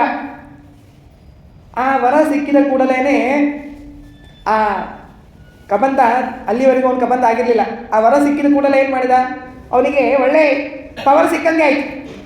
ಅದಕ್ಕಾಗಿ ನಾನು ಯಾರಿಂದಲೂ ಸೋಲುವುದಿಲ್ಲ ಅಂತಾದಾಗ ಇಂದ್ರನ ಹತ್ತಿರ ಹೋಗಿ ಇಂದ್ರದೇವರಿಗೂ ಕೂಡ ಪೀಡೆ ಕೊಡೋದಕ್ಕಾಗಿ ಆರಂಭ ಮಾಡಿದ್ದಾನೆ. ಇಂದ್ರದೇವರಿಗೆ ಪೀಡಿಸಲಿಕ್ಕೆ ಹೋದಾಗ ಇಂದ್ರದೇವರು ತಮ್ಮ ವಜ್ರಾಯುಧವನ್ನು ತೆಗೆದುಕೊಂಡು ತಲೆಗೆ ಹೊಡೆದಾಗ ಆ ವಜ್ರಾಯುಧದಿಂದ ಹತನಾಗಿರೋದ್ರಿಂದ ಅವನ ತಲೆ ಒಳಗಡೆ ಹೋಗ್ಬಿಡ್ತು, ದೇಹದ ಒಳಗಡೆ ಹೋಗ್ಬಿಡ್ತು. ಹಾಗಾಗಿ ಅವನು ಕಬಂದನಾದ. ರುಂಡ ಇಲ್ಲದೆ ಇರುವಂತಹ ಈ ಶರೀರ ಹಿಡಿದು ಅದಕ್ಕೆ ಕಬಂದ ಅಂತಾರೆ. ಹಾಗೆ ಆ ಕಬಂದ ತಾನು ಏನು ಮಾಡ್ತಾ ಇದ್ದಾನೆ ಅಂತಂದರೆ ಈ ವನದಲ್ಲಿ ತನ್ನ ಕೈಗಳಿಂದ ಎಲ್ಲ ಪ್ರಾಣಿಗಳನ್ನು, ಯಾವುದ್ಯಾವುದು ಪ್ರಾಣಿಗಳು ಸಿಗ್ತಾವೋ, ಮನುಷ್ಯರು ಸಿಗ್ತಾರೋ ಅವರೆಲ್ಲರನ್ನ ಎಳ್ಕೊಂಡು ತಲೆಯೊಳಗೆ ಹಾಕೊಂಡ್ಬಿಡು. ಹೀಗೆ ಎಲ್ಲರನ್ನ ಭಕ್ಷಣೆ ಮಾಡ್ತಾ ಇದ್ದಾನೆ. ಹೀಗೆ ಮಾಡ್ತಾ ಇರುವಾಗ ರಾಮನೂ ಕೂಡ ಅವನ ಕೈ ಒಳಗಡೆ ಹೋದಂತೆ ಮಾಡಿ ಅಲ್ಲಿ ಆ ಕಬಂದನನ್ನು ರಾಮ ಧನುಸ್ವರೂಪಿ ಪ್ರವಾಚ ರಾಮತ್ವದ್ಭಕ್ತಿಮಾನ್ ಕಪಿಃ. ಈಗ ಅಲ್ಲಿ ಹೋದಾಗ ದಕ್ಷಿಣಂ ಬಾಹುಂ ಅಕ್ಷಿಣೋತ್ ಖಡ್ಗಧಾರಯ. ಆ ರಾಮ ತಾನು ದಕ್ಷಿಣ ರಾಮ ಕಡಿದಿದ್ದಾನೆ, ವಾಮಬಾಹುವನ್ನು ಲಕ್ಷ್ಮಣ ಅವನು ಕಡಿದಿದ್ದಾನೆ. ಹೀಗೆ ಎಲ್ಲ ಆದಮೇಲೆ ಅವನು ಸಾಯುವಂತಹ ಪ್ರಸಂಗ ಬಂದಿದೆ. ಸಾಯಬೇಕಾದಾಗ ಆ ಕಬಂದ ಒಳ್ಳೆಯವನು, ಹಾಗಾಗಿ ಶಾಪದಿಂದ ಹೀಗಾಗಿರೋದು. ಸೌಮಿತ್ರಿಸ್ತಮವಾಜಾತ್ರ ರಾಮೋ ದಾಶರಥಿರ್ಹರಿ. ಅಲ್ಲಿ ಆ ಕಬಂದ ಕೇಳ್ತಾನಂತ, ಯಾರು ನೀವಿಬ್ಬರು? ಇಲ್ಲಿವರೆಗೂ ನಾನು ಕೈ ಹಾಕಿದಾಗ ಬಂದಿರುವ ಯಾವ ಪ್ರಾಣಿಯೂ ಕೂಡ ನನ್ನ ಒಳಗಡೆನೇ ಹೋಗಿದ್ದು, ಯಾವುದೂ ನನಗೆ ತೊಂದರೆ ಕೊಟ್ಟಿದ್ದೇ ಇಲ್ಲ. ಯಾರು ನೀವು ಅಂತೆಲ್ಲ ಕೇಳಿದಾಗ ಆವಾಗ ಹೇಳ್ತಾನೆ, ಇವನು ದಶರಥನ ಮಗನು ಜಗನ್ನಾಥನಾದ ರಾಮ, ನಾನು ಅವನ ತಮ್ಮ ಲಕ್ಷ್ಮಣ ಅಂತೆಲ್ಲ ಈ ರೀತಿಯಾಗಿ ಹೇಳಿದಾಗ ಆಗ ಆ ಭಗವಂತನ ಬಗ್ಗೆ ಕೇಳಿದಾಗ ಕಬಂಧನಿಗೆ ಜ್ಞಾನೋದಯ ಆಯಿತು. ಕಬಂಧ ಪ್ರತ್ಯುವಾಚಾತ ಧನ್ಯೋಸ್ಮಿ ಭವದೀಕ್ಷಯ. ಸ್ವಾಮಿ ರಾಮ, ನಿನ್ನ ದರ್ಶನದಿಂದ ನಾನು ಧನ್ಯನಾದೆ, ಪಾವನನಾಗಿ ಹೋಗಿದ್ದೇನೆ. ನಮೋ ರಾಮ ಜಗನ್ನಾಥ ಶಾಪ ಮೋಕ್ಷೋಯಮಾಗತಃ. ನನ್ನ ಶಾಪ ಇದು ಮುಕ್ತವಾಗಿ ಹೋಯಿತು, ಶಾಪದಿಂದ ನಿರ್ಮುಕ್ತನಾಗಿದ್ದೇನೆ ನಾನು ಅಂಥೇಳಿ ಆ ಕಬಂಧ ಹೇಳ್ತಾ ಇದ್ದಾನೆ. ಅವನೇ ತನ್ನ ಕಥೆಗಳನ್ನೆಲ್ಲ ಹೇಳ್ತಾನೆ. ಹೀಗೆ ನಾನು ಧನು ಅನ್ನುವಂತಹ ಗಂಧರ್ವನಾಗಿದ್ದೆ, ಹಾಗೆ ಎಲ್ಲ ತನ್ನ ಕಥೆಗಳನ್ನೆಲ್ಲ ಹೇಳಿ ಈ ರೀತಿಯಾಗಿ ದುಃಖ ಪಡುವಂತೆ ಆಗಿತ್ತು ಅಂತೆಲ್ಲ ಹೇಳಿದಾಗ ಆ ರಾಮ ಆ ಕಬಂಧನಿಗೆ, ಧನು ಅನ್ನುವಂತಹ ಗಂಧರ್ವನಿಗೆ ಉದ್ಧಾರವನ್ನು ಮಾಡಿದ್ದಾನೆ. ಇಲ್ಲೂ ಕೂಡ ಏನಂತಂದರೆ ನೋಡ್ರಿ, ಅವನಿಗೆ ತಾನು ಬ್ರಹ್ಮದೇವರನ್ನು ಸಂತೋಷಪಡಿಸಿಕೊಂಡು ಬರುವುದಕ್ಕಿಂತ ಮುಂಚೆ ಸುಮ್ಮನೆ ಇದ್ದ, ಎಲ್ಲರ ಜೊತೆಗೆ ಸರಿಯಾಗಿ ವ್ಯವಹಾರಗಳನ್ನೆಲ್ಲ ಮಾಡ್ತಾ ಇದ್ದ. ಯಾವಾಗ ಬ್ರಹ್ಮದೇವರ ವರ ಸಿಕ್ಕಿತೋ ಆಗ ಒಳ್ಳೆ ಧನ ಸಿಕ್ಕಂತೆ. ಭಾರೀ ಧನ ಎಲ್ಲ ಸಿಕ್ಕಾಗ ಸಂಪತ್ತಿಲ್ಲದೇ ಇದ್ದಾಗ ಅವನು ಸುಖವಾಗಿ ಎಲ್ಲರ ಜೊತೆಗೆ ವಿನೀತನಾಗಿಯೇ ಇದ್ದ. ಆದರೆ ಯಾವಾಗ ಸಂಪತ್ತು ಸಿಕ್ಕಿತೋ ಆಗ ಗುರು ಹಿರಿಯರನ್ನ, ಇಂದ್ರನನ್ನ ವಧ ಮಾಡುವುದಕ್ಕಾಗಿ, ಅವನನ್ನು ಗೆಲ್ಲುವುದಕ್ಕಾಗಿ ಹೋಗಿದ್ದಾನೆ. ಆಗ ಆಗಿದ್ದೇನು ಅಂತಂದರೆ ಅವನಿಗೆ ಮುಖಭಂಗವೇ ಆಗಿತ್ತು. ಹಾಗೆ ನಮಗೂ ಕೂಡ ಹೇಳ್ತಾ ಇದ್ದಾರೆ, ಸಂಪತ್ತು ಬಂದಿದೆ ಅಂಥೇಳಿ ನಾವು ಯಾವ ಅನುಚಿತವಾಗಿರುವಂತಹ ವರ್ತನೆಗಳನ್ನು ಮಾಡಬಾರದು, ಅದರಿಂದ ನಮಗೆ ಮತ್ತೆ ದುಃಖವೇ ಆಗುವುದು ಅಂತನ್ನೋದನ್ನು ಈ ರೀತಿಯಾಗಿ ತೋರಿಸ್ತಾ ಇದ್ದಾರೆ. ಹೀಗೆ ಅವನನ್ನು ಕೆಟ್ಟವನಾದಾಗ ಏನು ಮಾಡ್ತಾ ಇದ್ದಾನೆ, ತನ್ನ ಕೈಗಳಿಂದ ಎಲ್ಲ ಪ್ರಾಣಿಗಳನ್ನು ಸಂಹಾರ ಮಾಡ್ತಾ ಇದ್ದಾನೆ. ಕೆಟ್ಟವರು ಕೂಡ ಹೀಗೆ ತಾವು ಎದುರಿಗೆ ಬರುವುದಿಲ್ಲ, ಹಿಂದುಗಡೆ ಕುಳಿತುಕೊಂಡು ಅವರಿಗೇನೋ ಹಚ್ಚಿಕೊಡೋದು. ಚಾಡಿ ಹೇಳಿ ಏನಂತಂದರೆ ಸುಖವಾಗಿರುವಂತಹ ಮನೆಯನ್ನು, ಸಮಾಜವನ್ನು ಈ ರೀತಿಯಾಗಿ ತಮ್ಮ ಕೈಗಳಿಂದ, ಚೇಲಾಗಳಿಂದ, ಕುಚೋದ್ಯಗಳಿಂದ, ಕೆಟ್ಟದಾದ ಮಾತುಗಳಿಂದ ಎಲ್ಲ ಮನೆಯ ವಾತಾವರಣವನ್ನೆಲ್ಲ ಕೆಡುವಂತೆ ಮಾಡ್ತಾರೆ. ಅದನ್ನು ತೋರಿಸುವಂತೆ ಅವನ ಕೈಯಿಂದ ನಾನು ಹೋಗ್ತಾ ಇರಲಿಲ್ಲ. ಇದು ಅವನ ಕೈಯಲ್ಲೂ ಕೂಡ ಒಂದು ಶಕ್ತಿ ಇತ್ತು. ಅದು ಕೈ ಅಂದರೆ ಇಷ್ಟಿರುತ್ತೆ, ಭಾಳ ಅಂತಂದರೆ ಇಲ್ಲಿಂದ ತಗೋಬೋದು. ಇವಂದು ಹೇಗೆ ಅಂತಂದರೆ ಯೋಚನಾಯುತ, ಎಲ್ಲಿಯವರೆಗೂ ಆ ವಸ್ತು ಪ್ರಾಣಿಗಳಿರುತ್ತೋ ಅಲ್ಲಿಯವರೆಗೂ ಕೈ ಹೋಗ್ತಿತ್ತು. ಹಾಗೆ ನಾವು ಕೂಡ ಎಷ್ಟು ಜನಕ್ಕೆ ಹೀಗೆ ಅವ್ರ ಮನೆ ಹೀಗಾಯ್ತ್ರಿ ಅಂತ ಒಬ್ಬರು ಮುಂದೆ ಹೇಳ್ದಾನೆ. ಈಗಂತೂ ಭಾಳ ಅವಕಾಶಗಳಿದೆ, ಫೋನ್ ಮಾಡಿ ಇದ್ದು ಬಿದ್ದವ್ರಿಗೆ ಎಲ್ಲರಿಗೂ ಹೇಳು. ಏನಪ್ಪ ಅವ್ರಿಗೆ ದುಃಖ ಆಗಿರುತ್ತೆ, ಆಗಬಾರ್ದು ಇರುವಂಥ ವಿಷಯ ಆಗಿರುತ್ತೆ, ಇವರಿಗೇನೋ ಸಂತೋಷ, ಎಲ್ಲರಿಗೂ ಹೇಳಿ ಅವರು ಅಂತ ಕೇಳಬೇಕು. ಹೀಗೆ ಎಲ್ಲ ಮಾಡ್ತಾರೆ. ಅದನ್ನೆಲ್ಲ ಮಾಡಬಾರ್ದು ಅನ್ನೋದನ್ನೆಲ್ಲ ಈ ರೀತಿಯಾಗಿ ತಿಳಿಸ್ಕೊಡ್ತಾ ಇದ್ದಾರೆ. ಧನುಸ್ವರೂಪಿ ಪ್ರವಾಚ ರಾಮತ್ವದ್ಭಕ್ತಿಮಾನ್ ಕಪಿ ಸುಗ್ರೀವೋ ಹನುಮದ್ಯುಕ್ತ ಸೀತಾನ್ವೇಷ್ಟ ಭವೇದಿತಿ. ಹೀಗೆ ಆ ಕಬಂಧನನ್ನು ರಾಮ ಉದ್ಧಾರ ಮಾಡಿದ್ದಾನೆ. ಉದ್ಧಾರ ಮಾಡಿದ ಕೂಡಲೇ ಆ ಧನು ಹೇಳ್ತಾ ಇದ್ದಾನೆ, ಧನುಸ್ವರೂಪದಿಂದ ತಾನು ಪ್ರಕಟನಾಗಿದ್ದಾನೆ. ಅವನು ಹೇಳ್ತಾ ಇದ್ದಾನೆ, ರಾಮ, ನೀನು ಸೀತೆಯನ್ನು ಹುಡುಕಿಕೊಂಡು ಹೊರಟಿದ್ದೀಯಲ್ಲ, ನೀನು ಇಲ್ಲಿಂದ ಈ ಕಡೆ ಪಂಪಾ ಕ್ಷೇತ್ರದ ಕಡೆಗೆ ಹೋಗು. ಅಲ್ಲಿ ಆ ಕಪಿಗಳೆಲ್ಲ ಅದನ್ನು ನೋಡಿದ್ದಾರೆ. ಅಲ್ಲಿ ಆ ಕಪಿ ಹನುಮಂತ ನಿನಗೆ ಸೀತೆಯನ್ನು ಹುಡುಕುವುದಕ್ಕಾಗಿ ಎಲ್ಲ ವಿಧವಾಗಿರುವಂತಹ ಸಹಾಯವನ್ನು ಮಾಡ್ತಾನೆ. ನೀನು ಈ ಮಾರ್ಗದಿಂದ ಅಲ್ಲಿಗೆ ಹೊರಡಬೇಕು ಅಂಥೇಳಿ ಎಲ್ಲ ರೀತಿಯಾಗಿರುವಂತಹ ಮಾರ್ಗವನ್ನು ತಿಳಿಸಿಕೊಟ್ಟಿದ್ದಾನೆ. ಸುಗ್ರೀವೋ ಹನುಮದ್ಯುಕ್ತ, ಸುಗ್ರೀವನಿಂದ ಕೂಡಿರುವಂತಹ ಹನುಮಂತ ಎಲ್ಲ ವಿಧವಾದ ಸಹಾಯ ಮಾಡ್ತಾನೆ ಅಂತೆಲ್ಲ ಹೇಳಿದ್ದಾನೆ. ಅದನ್ನು ಕೇಳಿದಾಗ ರಾಮನಿಗೆ ಬಹಳ ಸಂತೋಷ ಆಯಿತು. ಸೀತೆಯನ್ನು ರಾವಣ ಕಳೆದುಕೊಂಡು ಹೋಗಿದ್ದಾನೆ ಅನ್ನೋದು ಜಟಾಯು ಹೇಳಿದ್ದ. ಹೋದರೆ ಎಲ್ಲಿ ಹೋಗ್ಯಾನ ಅನ್ನೋದು ಬೇಕಲ್ಲ, ಎಲ್ಲಿ ಅಂತ ಹುಡುಕಬೇಕು. ಆದರೆ ಇವನಿಗೆ ಮುಂದೆ ಬಂದಾಗ ಕಬಂಧ ಇವನು ಎಲ್ಲಿ ಹೋಗಿದ್ದಾನೆ ಅನ್ನೋ ಮತ್ತೊಂದು ಮಾಹಿತಿ ಗೊತ್ತಾಯಿತು. ಎಲ್ಲಿ ಹೋಗಿದ್ದಾನೆ ಅನ್ನೋದು ಗೊತ್ತಾಗಿಲ್ಲ, ಹೋಗಿದ್ದು ನೋಡಿರೋರು ಗೊತ್ತಿದ್ದಾರೆ. ಹೋಗಿದ್ದನ್ನೇ ನೋಡಿರೋರು ಕಪಿಗಳು. ಆ ಕಪಿಗಳಲ್ಲಿ ಇರ್ತಾರೆ ಅಂತ ಅನ್ನೋದನ್ನು ಹೇಳಿದಾಗ ರಾಮನಿಗೆ ಬಹಳ ಸಂತೋಷವಾಗಿದೆ. ಅದಕ್ಕಾಗಿ ಆ ರಾಮ ತಾನು ಆ ಪಂಪಾ ಸರೋವರದತ್ತ ಹೊರಟಿದ್ದಾನೆ. ತೌ ಪಂಪಾಭಿಮುಖಂ ಯಾಂತೌ ಪದ್ಭ್ಯಾಂ ಪ್ರಾಚೀಂ ದಿಶಂ ತದಾ. ಪಂಪಾಭಿಮುಖವಾಗಿ ಅಲ್ಲಿಂದ ಹೊರಟಿದ್ದಾರೆ.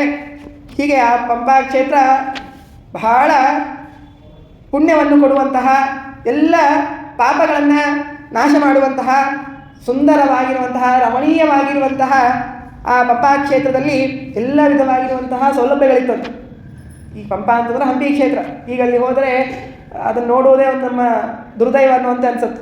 ಅಷ್ಟು ಎಲ್ಲ ನಾಶ ಮಾಡಿಬಿಟ್ಟಿದ್ದಾರೆ. ಆದರೆ ಆಗ ಬಹಳ ಉತ್ತಮವಾಗಿ ಅಲ್ಲಿ ಹೋದ್ರೇ ಎಲ್ಲ ರೀತಿಯಾದ ದುಃಖಗಳು ಹೋಗ್ತಿತ್ತದು. ಅಷ್ಟು ಸುಖವನ್ನು ಕೊಡುವಂತಹ ಆ ಕ್ಷೇತ್ರ ಪಂಪಾ ಕ್ಷೇತ್ರ. ಅದನ್ನು ವಾದಿರಾಜ ತೀರ್ಥ ಶ್ರೀಪಾದಂಗಳವರು ಈ ತೀರ್ಥ ಪ್ರಬಂಧ ಅಂತಂದರೆ ಎಲ್ಲ ಅಲ್ಲಲ್ಲಿ ಹೋದಾಗ ಆ ದೇವತೆಗಳು ಆ ಭಗವಂತನ ರೂಪಗಳನ್ನು ಆ ಕ್ಷೇತ್ರಗಳನ್ನು ವಾದಿರಾಜ ತೀರ್ಥ ಶ್ರೀಪಾದಂಗಳವರು ಅಲ್ಲಿ ಸ್ತೋತ್ರವನ್ನು ಮಾಡಿದ್ದಾರೆ. ಅವರು ಎಷ್ಟು ಸುಂದರವಾಗಿ ಅದರ ಪಂಪಾ ಕ್ಷೇತ್ರದ ಬಗ್ಗೆ ಹೇಳ್ತಾರೆ ಅಂತಂದರೆ, ಯಾ ಅಧೋಮಕೀ ಕರೋತ್ಯೇತತ ನಾಮೋಚ್ಚಾರಣ ಮಾತ್ರತಃ. ಪಂಪಾ ಅಂಥೇಳಿ ನಾಮಸ್ಮರಣೆ ಮಾಡಿದರೆ ಸಾಕಂತ ಎಲ್ಲ ಪಾಪಗಳು ಅಧೋಮುಖವಾಗಿಬಿಡತ್ತೆ. ಎಲ್ಲ ಪಾಪಗಳು ಬಂದು ನಿಂತಿರತ್ತೆ. ಇವನಿಗೆ ಈ ರೀತಿಯಾದ ಫಲ ಕೊಡಬೇಕು, ಈ ರೀತಿಯಾದ ಫಲ ಕೊಡಬೇಕು ಅಂತೇಳಿ ಎಲ್ಲ ಪಾಪಗಳು ನಮ್ಮನ್ನು ನೋಡಿ ಬಂದು ನಿಂತಿರತ್ತೆ. ಆಗ ನಾವು ಪಂಪಾ ಅಂಥೇಳಿ ಆ ಪಂಪಾ ಕ್ಷೇತ್ರದ ನಾಮೋಚ್ಚಾರಣೆ ಮಾಡಿದ್ರೇ ಎಲ್ಲ ಪಾಪಗಳು ತಾವು ಉಲ್ಟಾಗಿಬಿಡುತ್ತೆ. ಅಷ್ಟು ಪಾಪಗಳನ್ನೆಲ್ಲ ನಾಶ ಮಾಡುವಂತಹ ಪುಣ್ಯಪ್ರದವಾಗಿರುವಂತಹ ಕ್ಷೇತ್ರ ಅದು ಪಂಪಾ ಕ್ಷೇತ್ರ. ಅವರು ವಾದಿರಾಜ ತೀರ್ಥರು ಹೇಳೋದೇನಂತಂದರೆ, ವ್ಯಾಖ್ಯಾನದಲ್ಲಿ ಹೇಳೋರೇನಂತಂದರೆ, ಪಂಪ ಆ ಶಬ್ದನೇ ಹೇಳಕ್ಕೆ ಅದನ್ನು ಪಂಪ ಅದನ್ನು ಉಲ್ಟಾ ಮಾಡಿದರೆ ಪಾಪಂ, ಪಂಪ ಪಾಪಂ. ಅದು ಕ್ಷೇತ್ರನೇ ಏನಂತಂದರೆ ಪಾಪದ ಉಲ್ಟಾ ರೂಪ. ಅದರ ಹೆಸರೇ ಇರೋದು ಪಾಪಂ. ಅದು ತಿರುಚಿ ಏನು ಮಾಡಿದ್ದಾರೆ ಅಂದರೆ ಪಂಪ ಅಂತಾಗಿದೆ. ಅಂದರೆ ಅಲ್ಲಿ ಹೋದರೆ ಅದನ್ನು ನಾಮಸ್ಮರಣೆ ಮಾಡಿದರೆ ನಮ್ಮ ಪಾಪ ಅದು ಉಲ್ಟಾ ಆಗತ್ತೆ, ಅಂದರೆ ಪಾಪದ ವಿರುದ್ಧ ಆಗತ್ತೆ. ಪಾಪದ ವಿರುದ್ಧ ಆಗೋದು ಅಂತಂದ್ರೇನು, ನಮಗೆ ಪುಣ್ಯ ಬರುತ್ತೆ, ಪುಣ್ಯವಂತರಾಗ್ತೀವಿ ಅನ್ನೋದಕ್ಕಾಗಿಯೇ ಆ ಹೆಸರೇ ತಾನು ಇದನ್ನು ಸೂಚನೆ ಮಾಡ್ತಾ ಇದೆ. ಪಾಪ ರಹಿತರನ್ನಾಗಿ ಮಾಡುತ್ತೆ ಅಂಥೇಳಿ ಅಲ್ಲಿ ಹೇಳ್ತಾರೆ. ಬಾಲಾಮೇ ಬಲದಾಸ್ತು ಲೋಲವಲಯ ಶ್ರೀಬಾಲ ಹಂಪಾಲಯ. ಅಲ್ಲಿ ದುರ್ಗಾದೇವಿಯ ಒಂದು ದೇವಸ್ಥಾನವಿದೆ. ಆ ದುರ್ಗಾದೇವಿಯು ಕೂಡ ಎಲ್ಲ ವಿಧವಾಗಿರುವಂತಹ ಪಾಪಗಳನ್ನು ನಾಶ ಮಾಡ್ತಾಳೆ. ಅಂತಹ ಆ ಪಂಪಾ ಕ್ಷೇತ್ರ ಬಹಳ ಮನೋಹರವಾಗಿತ್ತು, ರಮಣೀಯವಾಗಿತ್ತು. ಅಂತಹ ಕ್ಷೇತ್ರಕ್ಕೆ ರಾಮ ಲಕ್ಷ್ಮಣನೊಡನೆ ಅಲ್ಲಿಗೆ ತೆರಳಿದ್ದಾನೆ. ಅಲ್ಲಿ ಆ ಮತಂಗ ಋಷಿಗಳ ಆಶ್ರಮದಲ್ಲಿ ಆಗ ಆ ಶಬರಿ ಬಹಳ ದಿನದಿಂದ ತಾನು ಆ ಶ್ರೀರಾಮಚಂದ್ರನ ಪ್ರತೀಕ್ಷೆ ಮಾಡ್ತಾ ಇದ್ಳು. ಆ ಶಬರಿಯೂ ಕೂಡ ಏನಂತಂದರೆ ಅವಳು ಕೂಡ ಅಪ್ಸರಾಸ್ತ್ರೀ. ಅವಳು ಶಬರಿ ಅಪ್ಸರಾಸ್ತ್ರೀ. ಅವಳು ಏನು ಮಾಡಿದ್ಲು ಅಂತಂದರೆ, ಒಂದು ದಿನ ಸಭೆಯಲ್ಲಿ ಇಂದ್ರನ ಎದುರುಗಡೆ ಬಹಳ ಅತಿಯಾದ ವರ್ತನೆಯನ್ನು ಮಾಡಿಬಿಟ್ಲು. ಇಂದ್ರನು ಇವಳ ಮೋಹಕ್ಕೆ ಭಾರಿ ಎಲ್ಲ ತಾನೇ ತ್ರಿಪುರ ಸುಂದರಿ ಎನ್ನುವಂತೆ ಇಂದ್ರನ ಮುಂದೆ ದೇವತೆಗಳೆಲ್ಲ ಇದ್ದಾರೆ, ಸಭೆ ನಡೀತಾ ಇದೆ, ಶಚೀದೇವಿ ಇದ್ದಾಳೆ. ಎಲ್ಲರೂ ಇದ್ದಾಗ ಇಂದ್ರನಿಗೆ ಅಪಹಾಸವಾಗುವಂತೆ, ಅವಮಾನವಾಗುವಂತೆ ಆ ಅಪ್ಸರಾ ಸ್ತ್ರೀ ತಾನು ಮಾಡ್ತಾ ಇದ್ದಾಗ ಶಚೀದೇವಿಗೆ ಸಿಟ್ಟು ಬಂದ್ಬಿಟ್ಟು, ಗಂಡನ ಮರ್ಯಾದೆಯನ್ನು ಕಳೀತಾ ಇದ್ದಾಗ ಪತಿವ್ರತಾ ಸ್ತ್ರೀಯಾಗಿದ್ದವಳಿಗೆ ಸಹಜವಾಗಿ ಅದನ್ನು ಸಹಿಸಿಕೊಳ್ಳೋದಕ್ಕಾಗೋದಿಲ್ಲ. ಇವತ್ತೆಲ್ಲ ವಿಪರೀತವೇ ಆಗ್ತಾ ಇರುತ್ತೆ. ಏನು ಮಾಡಬೇಕಾದ್ರೆ ಗಂಡನ ಮರ್ಯಾದೆಯನ್ನು ಹೆಂಡತಿ ಉಳಿಸ್ಬೇಕು, ಆದರೆ ಹೆಂಡತಿನೇ ಆದಷ್ಟು ಪ್ರಯತ್ನ ಮಾಡ್ತಾ ಇರ್ತಾಳೆ, ಏನಾದರೂ ಮಾಡಿ ಗಂಡನನ್ನು ಹೀಯಾಳಿಸೋಣ ಅಂತೇಳಿ. ಆದರೆ ಹಾಗೂ ಇಲ್ಲ. ಏನಂತಂದರೆ ಎಷ್ಟು ಈಗಿನಲ್ಲಿ ನಾವು ನೋಡೋದಾದರೆ ಏನಂತಂದರೆ, ಎಂಥದ್ದೇ ಆಗಲಿ ತಾಯಿ ಮನೆಯನ್ನು ಬಿಟ್ಟು ಬರ್ತಾ ಇರುವಾಗ ಗಂಡನ ಮೇಲೆ ಅಷ್ಟು ಅಭಿಮಾನ, ಪ್ರೀತಿ, ವಿಶ್ವಾಸ, ಗೌರವ ಅಷ್ಟೊಂದೆಲ್ಲ ಇರಲ್ಲ, ನಡವಳಿಕೆ ಅಷ್ಟು ಇರಲ್ಲ, ಸಂಗಾತ ಅನ್ನೋದಾಗಿರೋದಿಲ್ಲ. ಆದರೆ ಕೆಲವು ವರ್ಷಗಳು ಕಳೆದ ಮೇಲೆ ತವರ ಮನೆಯಲ್ಲಿ ಏನಾದರೂ ಗಂಡನ ಬಗ್ಗೆ ಏನಾದರೂ ಒಂದು ಮಾತು ಹೆಚ್ಚು ಕಡಿಮೆ ಆಡಿದರೆ ಯಾವ ತಂದೆ ತಾಯಿಯನ್ನು ಬಿಟ್ಟು ಬರುವ ದಿನ ಬಹಳ ಅಳತಾ ದುಃಖಿಸುತ್ತಾ ಬಂದಿರ್ತಾಳೋ ಅದೇ ಹೆಣ್ಮಗಳು ಎಂದೂ ಆ ತಂದೆ ತಾಯಿಯ ಬಗ್ಗೆ ಯಾರಾದರೂ ಮಾತನಾಡಿದರೆ ಸಹಿಸದೇ ಇರುವಂಥ ಹೆಣ್ಮಗಳು ಗಂಡನಿಗೆ ಏನಾದರೂ ಅಂದರೆ ಅದನ್ನು ಸಹಿಸದೇನೆ ತಂದೆ ತಾಯಿಯೊಡನೇನೆ ಒಂದು ಎದುರು ಹಾಕಿಕೊಳ್ಳುವಂತೆ ಮಾಡ್ತಾಳೆ. ಅಷ್ಟು ಆ ಪತಿವ್ರತ ಸ್ತ್ರೀಯರೆಲ್ಲ ನೀವೆಲ್ಲ ಇದ್ದೀರಿ. ಹಾಗೆ ಏನಂತಂದರೆ ಅಲ್ಲಿ ಈ ರೀತಿಯಾಗಿ ಆ ಶಬರಿ ತಾನು ಇಂದ್ರನಿಗೆ ತಾನು ಬೈತಾ ಇರುವಾಗ ಶಚೀದೇವಿಗೆ ಅದನ್ನು ಸಹಿಸಲಿಕ್ಕೆ ಆಗದೇನೆ ಶಚೀದೇವಿ ಶಾಪ ಕೊಟ್ಬಿಟ್ಟಿದ್ದಾಳೆ. ನೀನು ಶಬರಿ ಆಗು. ಶಬರ ಅಂತಂದರೆ ಬೇಡರವರು, ಬೇಡರ ಕುಲಕ್ಕೆ ಶಬರ ಅಂತ ಹೇಳ್ತಾರೆ ಸಂಸ್ಕೃತದಲ್ಲಿ. ಶಬರಿ ಅಂತಂದರೆ ಬೇಡರ ಕುಲದಲ್ಲಿ ನೀನು ಹುಟ್ಟು, ಶಬರಿ ಆಗು ಅಂಥೇಳಿ ಆಗ ಶಚೀದೇವಿ ತಾನು ಶಾಪ ಕೊಟ್ಟಿದ್ದಾಳೆ. ಅದರ ಫಲವಾಗಿ ಇಲ್ಲಿ ಆ ಶಬರಿ ತಾನು ಬಂದಿದ್ದಾಳೆ. ಪೂರ್ಣ ಅವಳ ದೇಹ ಕೃಶವಾಗಿ ಹೋಗಿದೆ, ಏನೂ ಉಳಿದಿಲ್ಲ ದೇಹದಲ್ಲಿ. ಆದರೆ ಭಗವಂತನ ದರ್ಶನ ಮಾಡಬೇಕು. ಭಗವಂತನ ದರ್ಶನವನ್ನು ಮಾಡಿ ನಾನು ದೇಹ ಬಿಡಬೇಕು ಅನ್ನುವಂತಹ ಮಹಾ ಸಂಕಲ್ಪ. ಆ ಸಂಕಲ್ಪಕ್ಕೆ ಎಣೆ ಆದವರು ಯಾರು ಅಂತಂದರೆ ಮತಂಗ ಋಷಿಗಳು.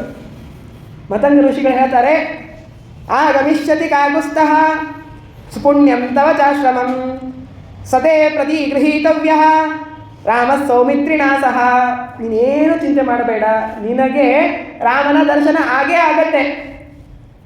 ಕಾಲಂತ ಪ್ರತೀಕ್ಷತ, ನೀನು ಸ್ವಲ್ಪ ಸಮಯ ಕಾಯಿದರೆ ನಿನಗೆ ರಾಮನೇ ತಾನೇ ನಿನ್ನ ಆಶ್ರಮಕ್ಕೆ ಬಂದೇ ಬರುತ್ತಾನೆ.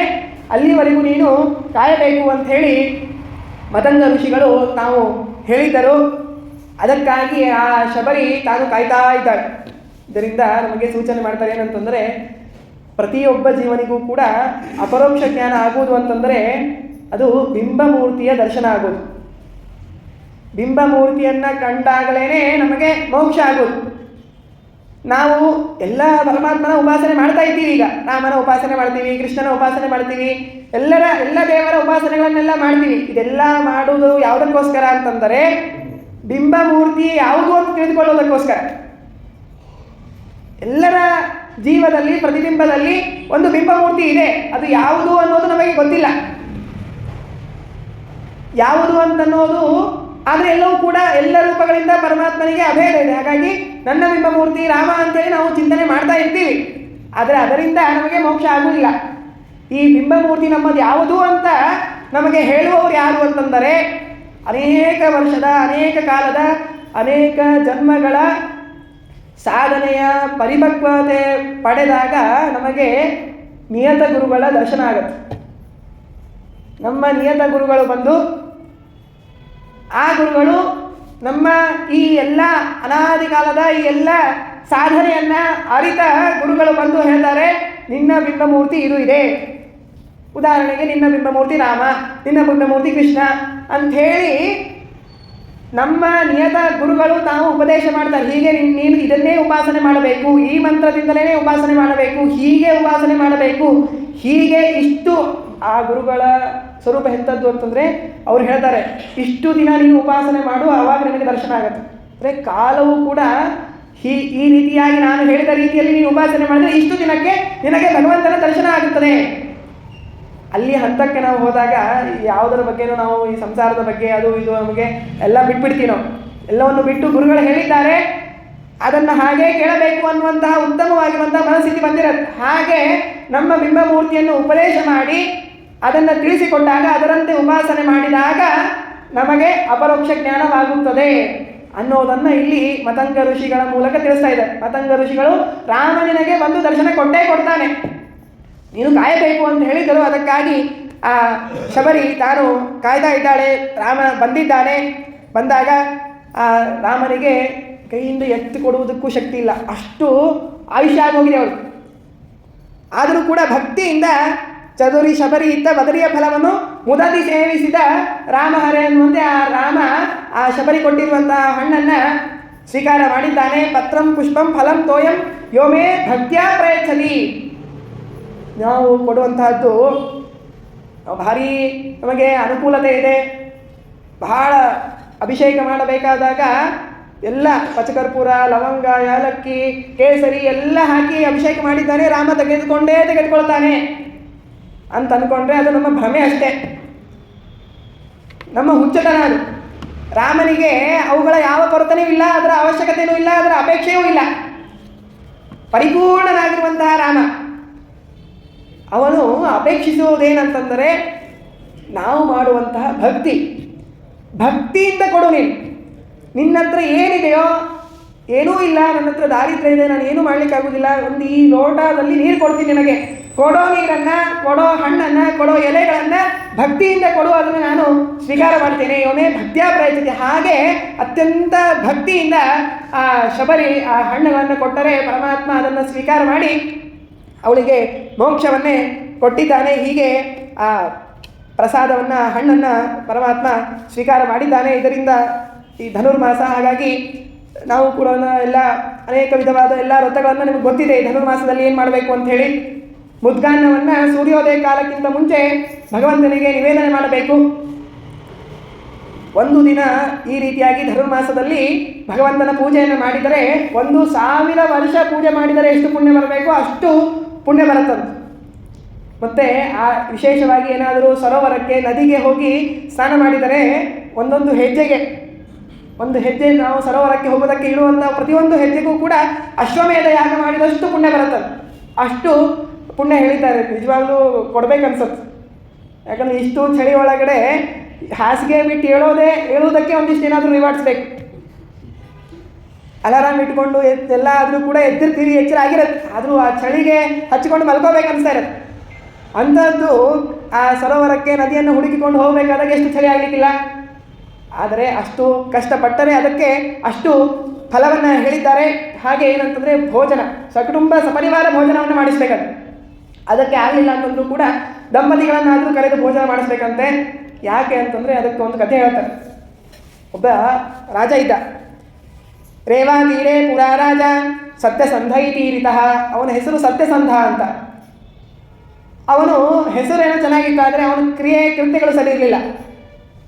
ಪರಸ್ತ್ರೀ ಕಾಮನೆ ಇತ್ತು ಅವನು. ಪರಸ್ತ್ರೀಯರನ್ನು ನೋಡಿದರೆ ಏನಾದರೂ ಮಾಡಿ ಅವರನ್ನು ತನ್ನ ಜಾಲದಲ್ಲಿ ಹಾಕಿಕೊಂಡು ಅವರೊಡನೆ ವಾಸ ಮಾಡಬೇಕು ಅಂತ. ಅವನು ಈ ರೀತಿ ಧನುರ್ಮಾಸ ಬಂದಾಗ ಎಲ್ಲ ಕಡೆ ಪ್ರವಚನ ನಡೀತಾ ಇತ್ತು, ಎಲ್ಲ ನಡೀತಾ ಇತ್ತು. ಎಲ್ಲ ಹೀಗೆ ಮಾಡ್ತಾ ಇದ್ದಾರೆ. ಬೆಳಗ್ಗೆ ಬೇಗ ಹೇಳ್ತಾ ಇದ್ದಾರೆ, ದೀಪ ಹಚ್ಚಿದ್ದು, ರಂಗೋಲಿ ಸಾರಿಸಿದ್ದು, ಊಟ ಮಾಡ್ತಾ ಇರೋದು. ಬೆಳಗ್ಗೆ ಎಲ್ಲ ಅಂಗಾರಕ್ಷಂತೆ ಹಚ್ಕೊಂಡು ಬಂದು ನೋಡಿ ಕೇಳೋಣ, ಏನಪ್ಪ ನೀವು 12, 2:30 ಆದರೂ ಜಪ ಆಗಿಲ್ಲ, ಪಾರಾಯಣ ಆಗಿಲ್ಲ ಅಂತೇಳಿ ಊಟಕ್ಕೆ ಕೂಡದೇ ಇರೋರು ಬೆಳಗ್ಗೆ 6:30, 7 ಅಂಗಾರಕ್ಷಂತೆ ಹಚ್ಕೊಂಡು ಬಂದು ನಿಂತಿರಲ್ಲ ಅಂತ. ಇಲ್ರಿ ಧನುರ್ಮಾಸ ನಡೆದದ, ಮತ್ತು ಲಘು ಪೂಜಾ ಮಾಡಿ ಊಟ ಮಾಡ್ಬೇಕು ಹೇಳಾರ, ಅದಕ್ಕೆ ಮಾಡ್ತಾರೆ. ಹೌದಾ, ಹಾಗಾದ್ರೆ ನಾನು ಮಾಡ್ತೀನಿ ಅಂತಂದ. ಸರಿ ಅಂಥೇಳಿ ಒಬ್ಬ ಯಾರಾದರೂ ಬ್ರಾಹ್ಮಣನನ್ನು ಕರಿಬೇಕು ಅಂತೇಳಿ ಯೋಗ್ಯ ಬ್ರಾಹ್ಮಣನನ್ನು ಹುಡುಕಿಕೊಂಡು ಹೋಗಿದ್ದಾರೆ. ನಾರಾಯಣ ಅನ್ನುವಂತಹ ಯೋಗ್ಯನಾದ ಬ್ರಾಹ್ಮಣ ಅವನಿಗೆ ಹೇಳಿದ, ಇಲ್ಲ ನೀನು ನಮ್ಮ ಆಸ್ಥಾನಕ್ಕೆ ಬಂದು ದಂಪತಿ ಸಮೇತನಾಗಿ ಬಂದು ನಮ್ಮ ಆತಿಥ್ಯವನ್ನು ಸ್ವೀಕಾರ ಮಾಡಬೇಕು ಅಂತ ಹೇಳ್ತಾ ಇದ್ದಾನೆ. ಆಗ ಅವನ ಬ್ರಾಹ್ಮಣನ ಮಳದಿಯು ಬಂದಳು. ಅವಳನ್ನು ನೋಡಿದ ಕೂಡಲೇ ಇವನಿಗೆ ಭಾರೀ ಕಾಮಪರವಶನಾಗಿ ಏನಾದರೂ ಮಾಡಿ ಇವರೊಡನೆ ವಾಸ ಮಾಡಬೇಕು ಅಂತ ಹೇಳಿ ವಿಚಾರ ಮಾಡಿ ಹೇಳಿ ಆಹ್ವಾನ ಕೊಟ್ಟು ಹೋಗಿದ್ದಾನೆ. ಮತ್ತೆ ದೂತರನ್ನು ಕೊಟ್ಟು ಕಳಿಸ್ತಾನೆ. ಇಲ್ಲ, ಬೆಳಗ್ಗೆ ಬಂದರೆ ನಿಮಗೆ ಅನೇಕಕ್ಕೆ ರಾತ್ರಿ ನಿದ್ದೆಗೆ ಎಲ್ಲ ತಡವಾಗುತ್ತೆ, ಕಷ್ಟ ಆಗ್ಬೋದು, ಹಾಗಾಗಿ ರಾತ್ರಿಯೇ ನಮ್ಮ ಆಸ್ಥಾನಕ್ಕೆ ಬಂದು ಮಲಗಬೇಕು ಅಂತ. ಅಂದರೆ ತನ್ನ ಕೆಲಸಕ್ಕಾಗಿ ರಾತ್ರಿ ಬಂದರೆ ಆ ಬ್ರಾಹ್ಮಣನನ್ನು ಅವನನ್ನೇನಾದರೂ ಕಟ್ಟಿ ಹಾಕಿ ಏನಾದರೂ ಮಾಡಿ ಅವಳ ಜೊತೆ ವಾಸ ಮಾಡಬೇಕು ಅನ್ನೋದಕ್ಕಾಗಿ ಹೀಗೆ ಎಲ್ಲ ಮಾಡಿ ರಥವನ್ನೆಲ್ಲ ಕೊಟ್ಟು ಕಳಿಸಿದ್ದಾನೆ. ಆ ಬ್ರಾಹ್ಮಣನು ಕೂಡ ರಾತ್ರಿ ಹೋಗಿ ಅಲ್ಲಿ ವಾಸ ಮಾಡ್ತಾ ಇದ್ದಾನೆ, ಮಲಗಿದ್ದಾನೆ. ಈ ರಾಜ ಸತ್ಯಸಂಧ ತಾನು ರಾತ್ರಿ ಎದ್ದ ಅವಳನ್ನು ಬಲಾತ್ಕಾರ ಮಾಡುವುದಕ್ಕಾಗಿ ಅಂಥೇಳಿ ಅಲ್ಲಿಂದ ಹೊರಟಿದ್ದಾನೆ. ಅವನ ಮನೆಯಿಂದ ಇಲ್ಲಿ ಬರುವಷ್ಟೊತ್ತಿನಲ್ಲಿ ರಾತ್ರಿ ಕತ್ತಲೆ, ಹಾವು ಕಚ್ಚಿ ಅವನು ರಾಜ ಸತ್ತು ಹೋಗ್ಬಿಟ್ಟ. ಇಷ್ಟ ಆಗಿರೋದು. ಈ ಕಡೆ ಸತ್ತು ಹೋದ ಮೇಲೆ ಯಮದೂತರು ಬಂದ್ರಂತೆ. ಯಮದೂತ ನಿರಾಕೃತ್ಯ ವಿಷ್ಣುದೂತಾಸ್ತದಾ ಬ್ರುವನ್. ಯಮದೂತರು ಬಂದರೆ ಅವರನ್ನು ದೂರ ಸರಿಸಿ ವಿಷ್ಣುದೂತರು ಹೇಳ್ತಾರಂತೆ, ಅನೇನ ಧನುಷೇ ಮಾಸಿ ಬ್ರಾಹ್ಮಣೇಚ ನಿಮಂತ್ರಿತ. ಇವನು ಊಟಕ್ಕೆ ಹಾಕಿಲ್ಲ, ಇನ್ನು ಕರೆದಿದ್ದು ದುಷ್ಟಬುದ್ಧಿಯಿಂದಲೇ.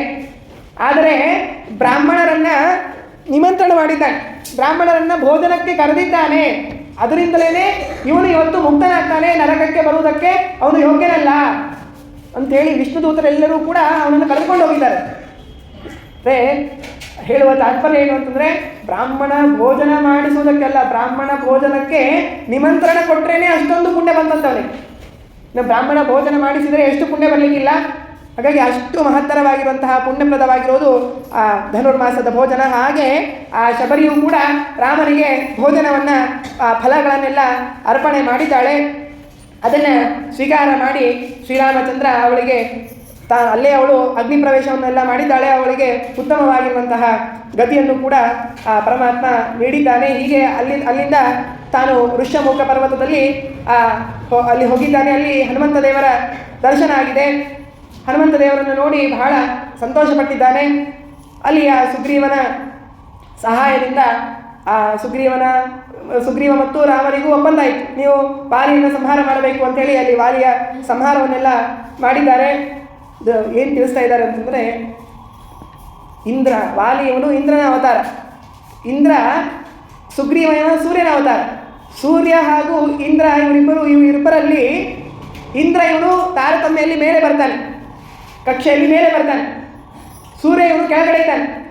ಆದರೂ ಕೂಡ ಶ್ರೀರಾಮಚಂದ್ರ ಯೋಗ್ಯತೆಯ ತಾರತಮ್ಯವನ್ನು ನೋಡದೇನೆ ವಾಲಿಯನ್ನು ಸಂಹಾರ ಮಾಡಿದ, ಸೂರ್ಯನಾದ ಸುಗ್ರೀವನನ್ನು ರಕ್ಷಣೆ ಮಾಡಿದ. ಯಾಕೆ ಹೀಗೆ ಮಾಡಿದ ಅಂತಂದರೆ ಹನುಮಂತ ದೇವರ ಮುಖ್ಯ ಪ್ರಾಣದೇವರ ಸಂಘ ಸುಗ್ರೀವ ಮಾಡಿದ್ದ, ಸಜ್ಜನರ ಸಂಘ ಮಾಡಿದ್ದ. ಹಾಗಾಗಿ ಸಜ್ಜನರ ಸಂಘ ಮಾಡಿದರೆ ನಮಗೆ ಏನೂ ಭಯವಿಲ್ಲ. ಆದರೆ ವಾಲಿ ಈ ಹನುಮಂತನನ್ನು ಸ್ವಲ್ಪ ದೂರನೇ ಇಟ್ಟಿದ್ದ, ಅವನು ಅಷ್ಟು ಸೇರಿಸಿರಲಿಲ್ಲ. ಹಾಗಾಗಿ ವಾಲಿಯನ್ನು ಸಂಹಾರ ಮಾಡಿದ್ದಾನೆ. ಇದರಿಂದ ಏನಂತಂದರೆ ನಮಗೂ ಕೂಡ ಒಳ್ಳೆಯದಾಗಬೇಕು. ಒಳ್ಳೆಯದು ಅಂತಂದರೆ ಕೊನೆಗೆ ನಮ್ಮ ಸ್ವರೂಪಾನಂದ ಮೋಕ್ಷ ಆಗಬೇಕು. ಮೋಕ್ಷ ಆಗಬೇಕು ಅಂತಂದರೆ ದೀನಂ ದೂನಂ ಅನಾಥಂ ಶರಣಾಗತಂ ಏನು ಉದ್ಧಾರ ಇದು ವಿಜ್ಞಾಪನ ಕರ್ತೃಣ. ಮುಖ್ಯ ಪ್ರಾಣದೇವರು, ಹನುಮಂತ ದೇವರು, ವಾಯುದೇವರು ನಮ್ಮ ಫೈಲ್ ಬಂದಾಗ ನಾರಾಯಣನ ಎದುರುಗಡೆ ನಿಂತು ಇವನ ನಮ್ಮದೆಲ್ಲ ಲಿಸ್ಟ್ ನೋಡ್ತಾ ಇದ್ರೆ ಅಲ್ಲೆಲ್ಲ ಕೆಟ್ಟದು, ಸಂಧ್ಯಾವಂದನೆ ಮಾಡಿಲ್ಲ, ಪೂಜೆ ಮಾಡಿಲ್ಲ, ಪುನಸ್ಕಾರ ಮಾಡಿಲ್ಲ, ಪಾರಾಯಣ ಮಾಡಿಲ್ಲ, ಯಾವ ವ್ರತಾಚರಣೆ ಮಾಡಿಲ್ಲ, ಗಂಗಾ ಸ್ನಾನ ಮಾಡಿಲ್ಲ, ಎಲ್ಲ ಬರೇ ಕೆಟ್ಟದೇ ಲಿಸ್ಟೇ ಇರುತ್ತೆ ಅದರಲ್ಲಿ. ಅದನ್ನು ನೋಡಿ ರಾಮ ಅದನ್ನು ಇನ್ನೇನು ನಾರಾಯಣ ದೂರದಲ್ಲಿ ಒಗಿತಾ ಇರಬೇಕು. ಆಗ ನಾವು ಒಂದೇ ಮಾಡಬೇಕಿರೋದು ಹನುಮಂತ ದೇವರ ಸೇವೆಯನ್ನು ಮಾಡಿದರೆ, ಹನುಮಂತ ದೇವರನ್ನು ತೃಪ್ತಿಪಡಿಸ್ಕೊಂಡಿದ್ದರೆ, ಅವರ ಪ್ರಸಾದಕ್ಕೆ ನಾವು ಗುರಿಯಾಗಿದ್ದರೆ ಅವ್ರು ಹೇಳ್ತಾರಂತೆ ದೀನಂ ದೂನಂ ಅನಾಥಂ. ಅನಾಥ ಸ್ವಾಮಿಯವನು ದೂರನಾಗಿದ್ದಾನೆ, ಏನೋ ಉದ್ಧಾರ, ನೀನೇ ಉದ್ಧಾರ ಮಾಡಬೇಕು ಇವನಿಗೆ ಅಂಥೇಳಿ ಹನುಮಂತ ದೇವರು ಪ್ರಾರ್ಥನೆ ಮಾಡಿದರೇನೆ ಆ ಫೈಲಲ್ಲಿ ಏನಿದೆ ಅದೆಲ್ಲ ಏನು ನೋಡೋದೇ ಇಲ್ಲ. ಕೆಳಗಡೆ ದೇವರು ಹೇಳ್ತಾನೆ ಆಯ್ತು ನಡಿ ಅಂತೇಳಿ ಸಿಗ್ನೇಚರ್ ಹಾಕಿ ನೀನು ಮುಕ್ತನಾಗಿ ಹೋಗು ಅಂಥೇಳಿ ಕಳಿಸ್ತಾನೆ. ಹೀಗೆ ನಾವು ನಮ್ಮ ಸ್ವರೂಪಾನಂದವನ್ನು ಅನುಭವಿಸಬೇಕಾಗಿತ್ತಂದರೆ ಮುಖ್ಯ ಪ್ರಾಣದೇವರ ಅನುಗ್ರಹ ನಮಗೆ ಬೇಕೇ ಬೇಕು ಅನ್ನೋದನ್ನು ಇಲ್ಲಿ ತಿಳಿಸ್ತಾ ಇದ್ದಾರೆ. ಹೀಗೆಲ್ಲ ಮಾಡಿ ಅಲ್ಲಿ ಕಪಿಗಳ ಸಹಾಯದಿಂದ ಎಲ್ಲ ಪರಮಾತ್ಮ ಸಹಾಯವನ್ನು ಬೇಡ್ತಾ ಇದ್ದಾನೆ. ಆಚಾರ್ಯ ಹೇಳ್ತಾರೆ ಸರ್ವೇಶ್ವರಸ್ಯ ಪರಮಸ್ಯೈ ಸರ್ವಶಕ್ತೇ ಕಿಂ ತಸ್ಯ ಶತ್ರುಹನನೇ ಕಪಯ ಸಹಾಯ. ಸರ್ವೋತ್ತಮನಾದ ರಾಮ, ಸರ್ವೇಶ್ವರ ಸಂಪನ್ನನಾಗಿರುವಂತಹ ರಾಮನಿಗೆ ಈ ರಾವಣಾದಿಗಳ ಸಂಹಾರ ಮಾಡುವುದಕ್ಕಾಗಿ, ಸೀತೆಯನ್ನು ಅನ್ವೇಷಿಸುವುದಕ್ಕಾಗಿ, ಸೀತೆಯನ್ನು ಕರೆದುಕೊಂಡು ಬರುವುದಕ್ಕಾಗಿ ಯಾರ ಅಪೇಕ್ಷೆಯೂ ಇಲ್ಲ. ಆದರೂ ಕೂಡ ಅವರ ಮೇಲೆ ಅನುಗ್ರಹ ಮಾಡುವುದಕ್ಕಾಗಿ ಪರಮಾತ್ಮ ಅವರ ಸಹಾಯವನ್ನು ಬೇಡಿಕೊಂಡಿದ್ದಾನೆ. ಅದರಂತೆ ಆ ಹನುಮಂತ ದೇವರು ಅಲ್ಲಿ ಲಂಕಾ ಸಮುದ್ರ ಲಂಘನವನ್ನು ಮಾಡಿ ಸೀತೆಯನ್ನು ನೋಡಿ ಸೀತೆಯಿಂದ ಸಂದೇಶವನ್ನು ತೆಗೆದುಕೊಂಡು ಬಂದು ಆಮೇಲೆ ಇಲ್ಲಿ ಸುಗ್ರೀವನ ಮುಖಾಂತರ ರಾಮನಿಗೆ ಹೇಳಿದಾಗ ರಾಮ ತಾನು ಸಮುದ್ರದಲ್ಲಿ ಸೇತುವೆಯನ್ನು ಬಂಧನೆ ಮಾಡಿ ಅಲ್ಲಿ ಹೋಗಿ ಆ ಎಲ್ಲ ರಾವಣಾದಿ ಎಲ್ಲ ದುಷ್ಟ ರಾಕ್ಷಸರನ್ನೆಲ್ಲ ಸಂಹಾರ ಮಾಡಿದ್ದಾನೆ. ವಿಭೀಷಣನಿಗೆ ಅಲ್ಲಿ ಆ ಲಂಕಾಪಟ್ಟಣದಲ್ಲಿ ರಾಜ್ಯಾಭಿಷೇಕವನ್ನು ಮಾಡಿ ತಾನು ಮರಳಿ ಬಂದಿದ್ದಾನೆ. ಬರುವಾಗ ಆ ಸೀತೆಯನ್ನು ಕರೆದುಕೊಂಡು ಬಂದಾಗ ಅದನ್ನು ನೋಡಿ ಮತ್ತೆ ಅಲ್ಲಿ ಅಗ್ನಿ ಪರೀಕ್ಷೆಯೂ ಕೂಡ ಆಗಿದೆ. ಅಲ್ಲಿ ಇಬ್ಬರು ಸೀತೆಯರು ಬಂದಿದ್ದಾರೆ. ತನ್ನ ನಿಜವಾದ ಸೀತೆಯನ್ನು ಕರೆದುಕೊಂಡು ಹೋಗಿ ತಾನು ಅಲ್ಲಿ ಹೊರಡ್ತಾ ಇದ್ದಾನೆ. ಇವಳನ್ನು ಏನು ಮಾಡಬೇಕು ಅಂತ ಬಂದಾಗ ಆಗ ಸೀತೆ ಹೇಳ್ತಾಳೆ ನನ್ನ ಸ್ಥಾನದಲ್ಲಿ ಇದ್ದು ನಾನು ಪಡಬೇಕಾಗಿರುವಂತಹ ಎಲ್ಲ ಕಷ್ಟಗಳನ್ನು ಈ ವೇದವತಿ ಇವಳು ಅನುಭವಿಸಿದ್ದಾಳೆ. ಹಾಗಾಗಿ ನನ್ನ ಸ್ಥಾನದ ಎಲ್ಲ ಕಷ್ಟಗಳನ್ನು ಅನುಭವಿಸಿದ್ದಾಳೆ ಅಂತಂತಾಗಿರೋದರಿಂದ ನನ್ನ ಸ್ಥಾನದ ಸುಖವೂ ಅವಳಿಗೆ ಸಿಗಲಿ, ಅಂದರೆ ನೀನು ಅವಳನ್ನು ಮದುವೆ ಮಾಡಿಕೊಳ್ಳಬೇಕು ಅಂತೆಲ್ಲ ಹೇಳಿಕೊಂಡಿದ್ದಾಳೆ. ಆಗ ರಾಮ ಹೇಳಿದ ಈ ಜನ್ಮದಲ್ಲಂತೂ ನಾನು ಈ ಅವತಾರದಲ್ಲಿ ಒಂದೇ, ಅದಕ್ಕಾಗಿ ಇಲ್ಲಿ ಒಂದೇ ಅಂತಾಗಿರೋದಕ್ಕಾಗಿ ಅನೇಕ ಅಪ್ಲಿಕೇಶನ್ಗಳೆಲ್ಲ ಬಂದಿತ್ತು. ಅದೆಲ್ಲ ದ್ವಾಪರ ಯುಗಕ್ಕೆ ಕಳಿಸ್ತಾ ಇದ್ದೆ. ಅಲ್ಲಿ ಏನಂತಂದರೆ ಅಲ್ಲೂ ಫುಲ್ಫಿಲ್ ಆಗೋಯ್ತು. ಕೋಟ ಬಿಟ್ಟಿರೋದೇ 16,108, ಅದು ಮುಗಿದೋಗಿದೆ. ಹಾಗಾಗಿ ಅಲ್ಲಿ ಅದು ಮುಂದೂ ಕೂಡ ಕಾಯಬೇಕು. ಕಲಿಯುಗದಲ್ಲಿ ಅವಳನ್ನು ಅವಶ್ಯವಾಗಿ ಮದುವೆ ಆಗ್ತೇನೆ ಅಂತೆಲ್ಲ ಹೇಳಿದ್ದಾನೆ. ಹೀಗೆ ಅಲ್ಲಿಂದ ಬಂದು ರಾಮ ತಾನು ಆ ಭರತನ ಮಾತನ್ನು ಉಳಿಸುವುದಕ್ಕಾಗಿ ರಾಮ ತಾನು 14 ವರ್ಷ ಮುಗಿದ ನಂತರ ಬಂದಿದ್ದಾನೆ. ಅಯೋಧ್ಯೆಗೆ ಬಂದಿರೋದನ್ನು ನೋಡಿ ಭರತನಿಗೆ ಬಹಳ ಸಂತೋಷ ಆಗಿದೆ. ರಾಮನಿಗೆ ರಾಜ್ಯಾಭಿಷೇಕ ಮಾಡಿದ್ದಾರೆ, ಪಟ್ಟಾಭಿಷೇಕವನ್ನು ಮಾಡಿದ್ದಾರೆ. ಹೀಗೆ ಆ ಪಿತೃವಾಕ್ಯವನ್ನು ತಂದೆಯ ಮಾತನ್ನು ಕೇಳಿ ಅನೇಕ ವಿಧವಾಗಿರುವಂತಹ ದುಃಖವನ್ನು ಅನುಭವಿಸುವಂತಹ ಪ್ರಸಂಗ ಬಂದಿದ್ದರೂ ಕೂಡ ಎಷ್ಟು ಬಂತು? 14 ವರ್ಷ ಮಾತ್ರ ದುಃಖಪಟ್ಟಿದ್ದಾಯಿತು. ಹಿರಿಯರ ಮಾತುಗಳನ್ನು ಕೇಳಿದಾಗ ಏನೋ ಕೆಲವೊಂದು ದುಃಖ ಬರುವಂತಹ ಪ್ರಸಂಗ ಆಗಬಹುದೇನೋ, ಆದರೆ ಸುಖವಾಗಿದ್ದಿದ್ದು ಎಷ್ಟು ವರ್ಷ? 11,000 ವರ್ಷ ರಾಮರಾಜ್ಯ ಆಳಿದ. ಅಷ್ಟು ಕಾಲದವರೆಗೆ ಯಾರೂ ಏನು ನೀನು ರಾಜನಾಗಲಿ ಸಾಧ್ಯ ಇಲ್ಲ, ನೀನು ಅದು ಇಲ್ಲ ಇದು ಇಲ್ಲ ಅಂತ ಏನಿಲ್ಲ, ಸುಖವಾಗಿ ರಾಜ್ಯವನ್ನು ರಾಮ ಆಳಿದ್ದಾನೆ. ರಾಮನಿಗೆ ಪರಮಾತ್ಮ ಅವನು ರಾಜ್ಯ ಆಳೋದಕ್ಕೆ ನಿಂತಾಗ ಯಾರು ಅವನನ್ನು ತಡೆಯೋರು? ಆದರೂ ಲೌಕಿಕವಾಗಿ ನಾವು ವಿಚಾರ ಮಾಡಿದಾಗ ಪಿತೃವಾಕ್ಯ ಗುರು ಹಿರಿಯರ ಮಾತುಗಳನ್ನು ನಾವು ಕೇಳಿದರೆ ನಮಗೆ ಕೊನೆಗೆ ಆಗುವುದು ಸುಖವೇ ಆಗತ್ತೆ. ಅದನ್ನು ಈ ರೀತಿಯಾಗಿ ತಿಳಿಸ್ತಾ ಇದ್ದಾನೆ. ಹೀಗೆ ಆ ರಾಮಾಯಣವೇ ಅದಕ್ಕೆ ಹೆಸರೇ ಹಾಗಿಟ್ಟಿದ್ದಾರೆ.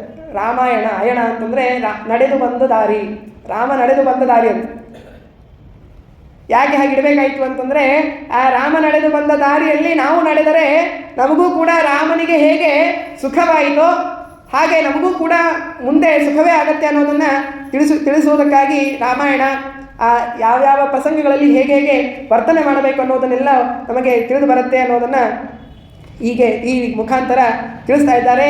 ಹೀಗೆ ವಾಸುದೇವ ಕಥಾ ಪ್ರಶ್ನ ಪುರುಷಾಂತ್ರೀನ್ ಪುನಂತಿ, ಭಾಗವತದಲ್ಲಿ ಹೇಳುವಂತೆ ಭಗವಂತನ ಕಥೆಗಳನ್ನು, ಭಗವಂತನ ಪರಾಕ್ರಮಗಳನ್ನು, ಭಗವಂತನ ಸ್ತೋತ್ರಗಳನ್ನು ಯಾರು ಕೇಳ್ತಾರೋ, ಭಗವಂತನ ಬಗ್ಗೆ ಪ್ರವಚನಗಳನ್ನು ಯಾರು ಕೇಳ್ತಾರೋ ಹೇಳಿಸುವುದಕ್ಕಾಗಿ ಯಾರು ವ್ಯವಸ್ಥೆಗಳನ್ನೆಲ್ಲ ಮಾಡ್ತಾರೋ, ಪುರುಷಾಂತ್ರೀನ್ ಪುನಂತಿ ವಕ್ತಾರಂ ಪೃಚ್ಛಕಂ ಶ್ರೋತೃನ್, ಹೇಳುವವರನ್ನು ಕೇಳುವವರನ್ನು ಹೇಳುವುದಕ್ಕಾಗಿ ಮಾಡಿರುವಂಥ ವ್ಯವಸ್ಥೆಗಳನ್ನು ಮಾಡಿದವರನ್ನು ತತ್ಪಾದ ಸಲಿಲಂ ಯಥಾ, ಗಂಗಾ ನದಿಯಲ್ಲಿ ಮುಳುಗಿದರೆ ಯಾವ ರೀತಿಯಾಗಿ ಶುದ್ಧನಾಗಿ ಹೋಗ್ತಾನೋ ಹಾಗೆ ಈ ರಾಮಾಯಣ ಭಗವಂತನ ಚರಿತ್ರೆಗಳನ್ನು ಕೇಳಿದರೆ ಈ ಮೂವರು ಕೂಡ ತಾವು ಪಾಪಗಳಿಂದ ನಿರ್ಮುಕ್ತರಾಗಿ ಉತ್ತಮವಾದ ಪುಣ್ಯವನ್ನು ತಾವು ಅನುಭವಿಸ್ತಾರಂತೆ. ಹೀಗೆ ಇದರಿಂದ ಬಂದಿರುವಂತಹ ಈ ಎಲ್ಲ ಪುಣ್ಯಗಳಿಂದ ನಮಗೂ ಕೂಡ ಎಲ್ಲ ವಿಧವಾಗಿರುವಂತಹ ದುಃಖಗಳು, ಪಾಪಗಳು ಎಲ್ಲವೂ ಕೂಡ ನಾಶವಾಗಿ ಒಳ್ಳೆಯ ಆಯುಷ್ಯ, ಆರೋಗ್ಯ, ಐಶ್ವರ್ಯಗಳು ಶ್ರೀರಾಮಚಂದ್ರ, ಸೀತಾ ಸಮೇತನಾದ ಶ್ರೀರಾಮಚಂದ್ರ ನಮಗೆ ಕರುಣಿಸಲಿ ಅಂಥೇಳಿ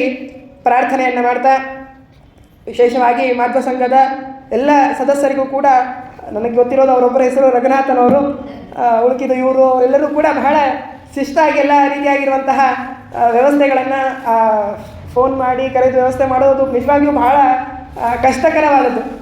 ಎಲ್ಲ ಸುಸೂತ್ರವಾಗಿ ನಡೀತಾ ಇತ್ತು ಅಂತಂದರೆ ಏನಾಗುವುದಿಲ್ಲ.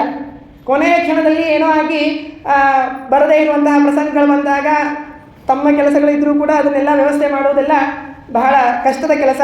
ಅಂತಹ ಎಲ್ಲ ಕೆಲಸವನ್ನು ಭಗವಂತನ ಸೇವೆ ಅಂಥೇಳಿ ಮಾಡಿಕೊಂಡು ಬರುತ್ತಿರುವಂತಹ ಎಲ್ಲ ಈ ಮಾಧ್ವ ಸಂಘದ ಸದಸ್ಯರಿಗೆ, ವಿಶೇಷವಾಗಿರುವಂಥ ಈ ವೃಂದಕ್ಕೆ ಎಲ್ಲರಿಗೂ ಕೂಡ ಭಗವಂತ ತಾನು ಅಪಾರವಾಗಿರುವಂತಹ ಅನುಗ್ರಹವನ್ನು ಮಾಡಲಿ ಅಂತ ಪ್ರಾರ್ಥನೆ ಮಾಡ್ತಾ, ಈ 8 ದಿನಗಳವರೆಗೆ ಈ ರಾಮಾಯಣದ ವಿಚಾರಗಳನ್ನೆಲ್ಲ ನಾವು ಹೇಳುವಂತಹ ಪ್ರಯತ್ನವನ್ನು ಏನು ಮಾಡಿದ್ದೀನೋ ಅದೆಲ್ಲವೂ ಕೂಡ ಏನಂತಂದರೆ ನಮ್ಮ ಗುರುಗಳಾಗಿರುವಂತಹ ಶ್ರೀಮದ್ ಸತ್ಯಾತ್ಮತೀರ್ಥ ಶ್ರೀಪಾದಂಗಳವರ ಪರಮಾನುಗ್ರಹದಿಂದಲೇ ಇದು ಸಾಧ್ಯವಾಗಿರೋದು.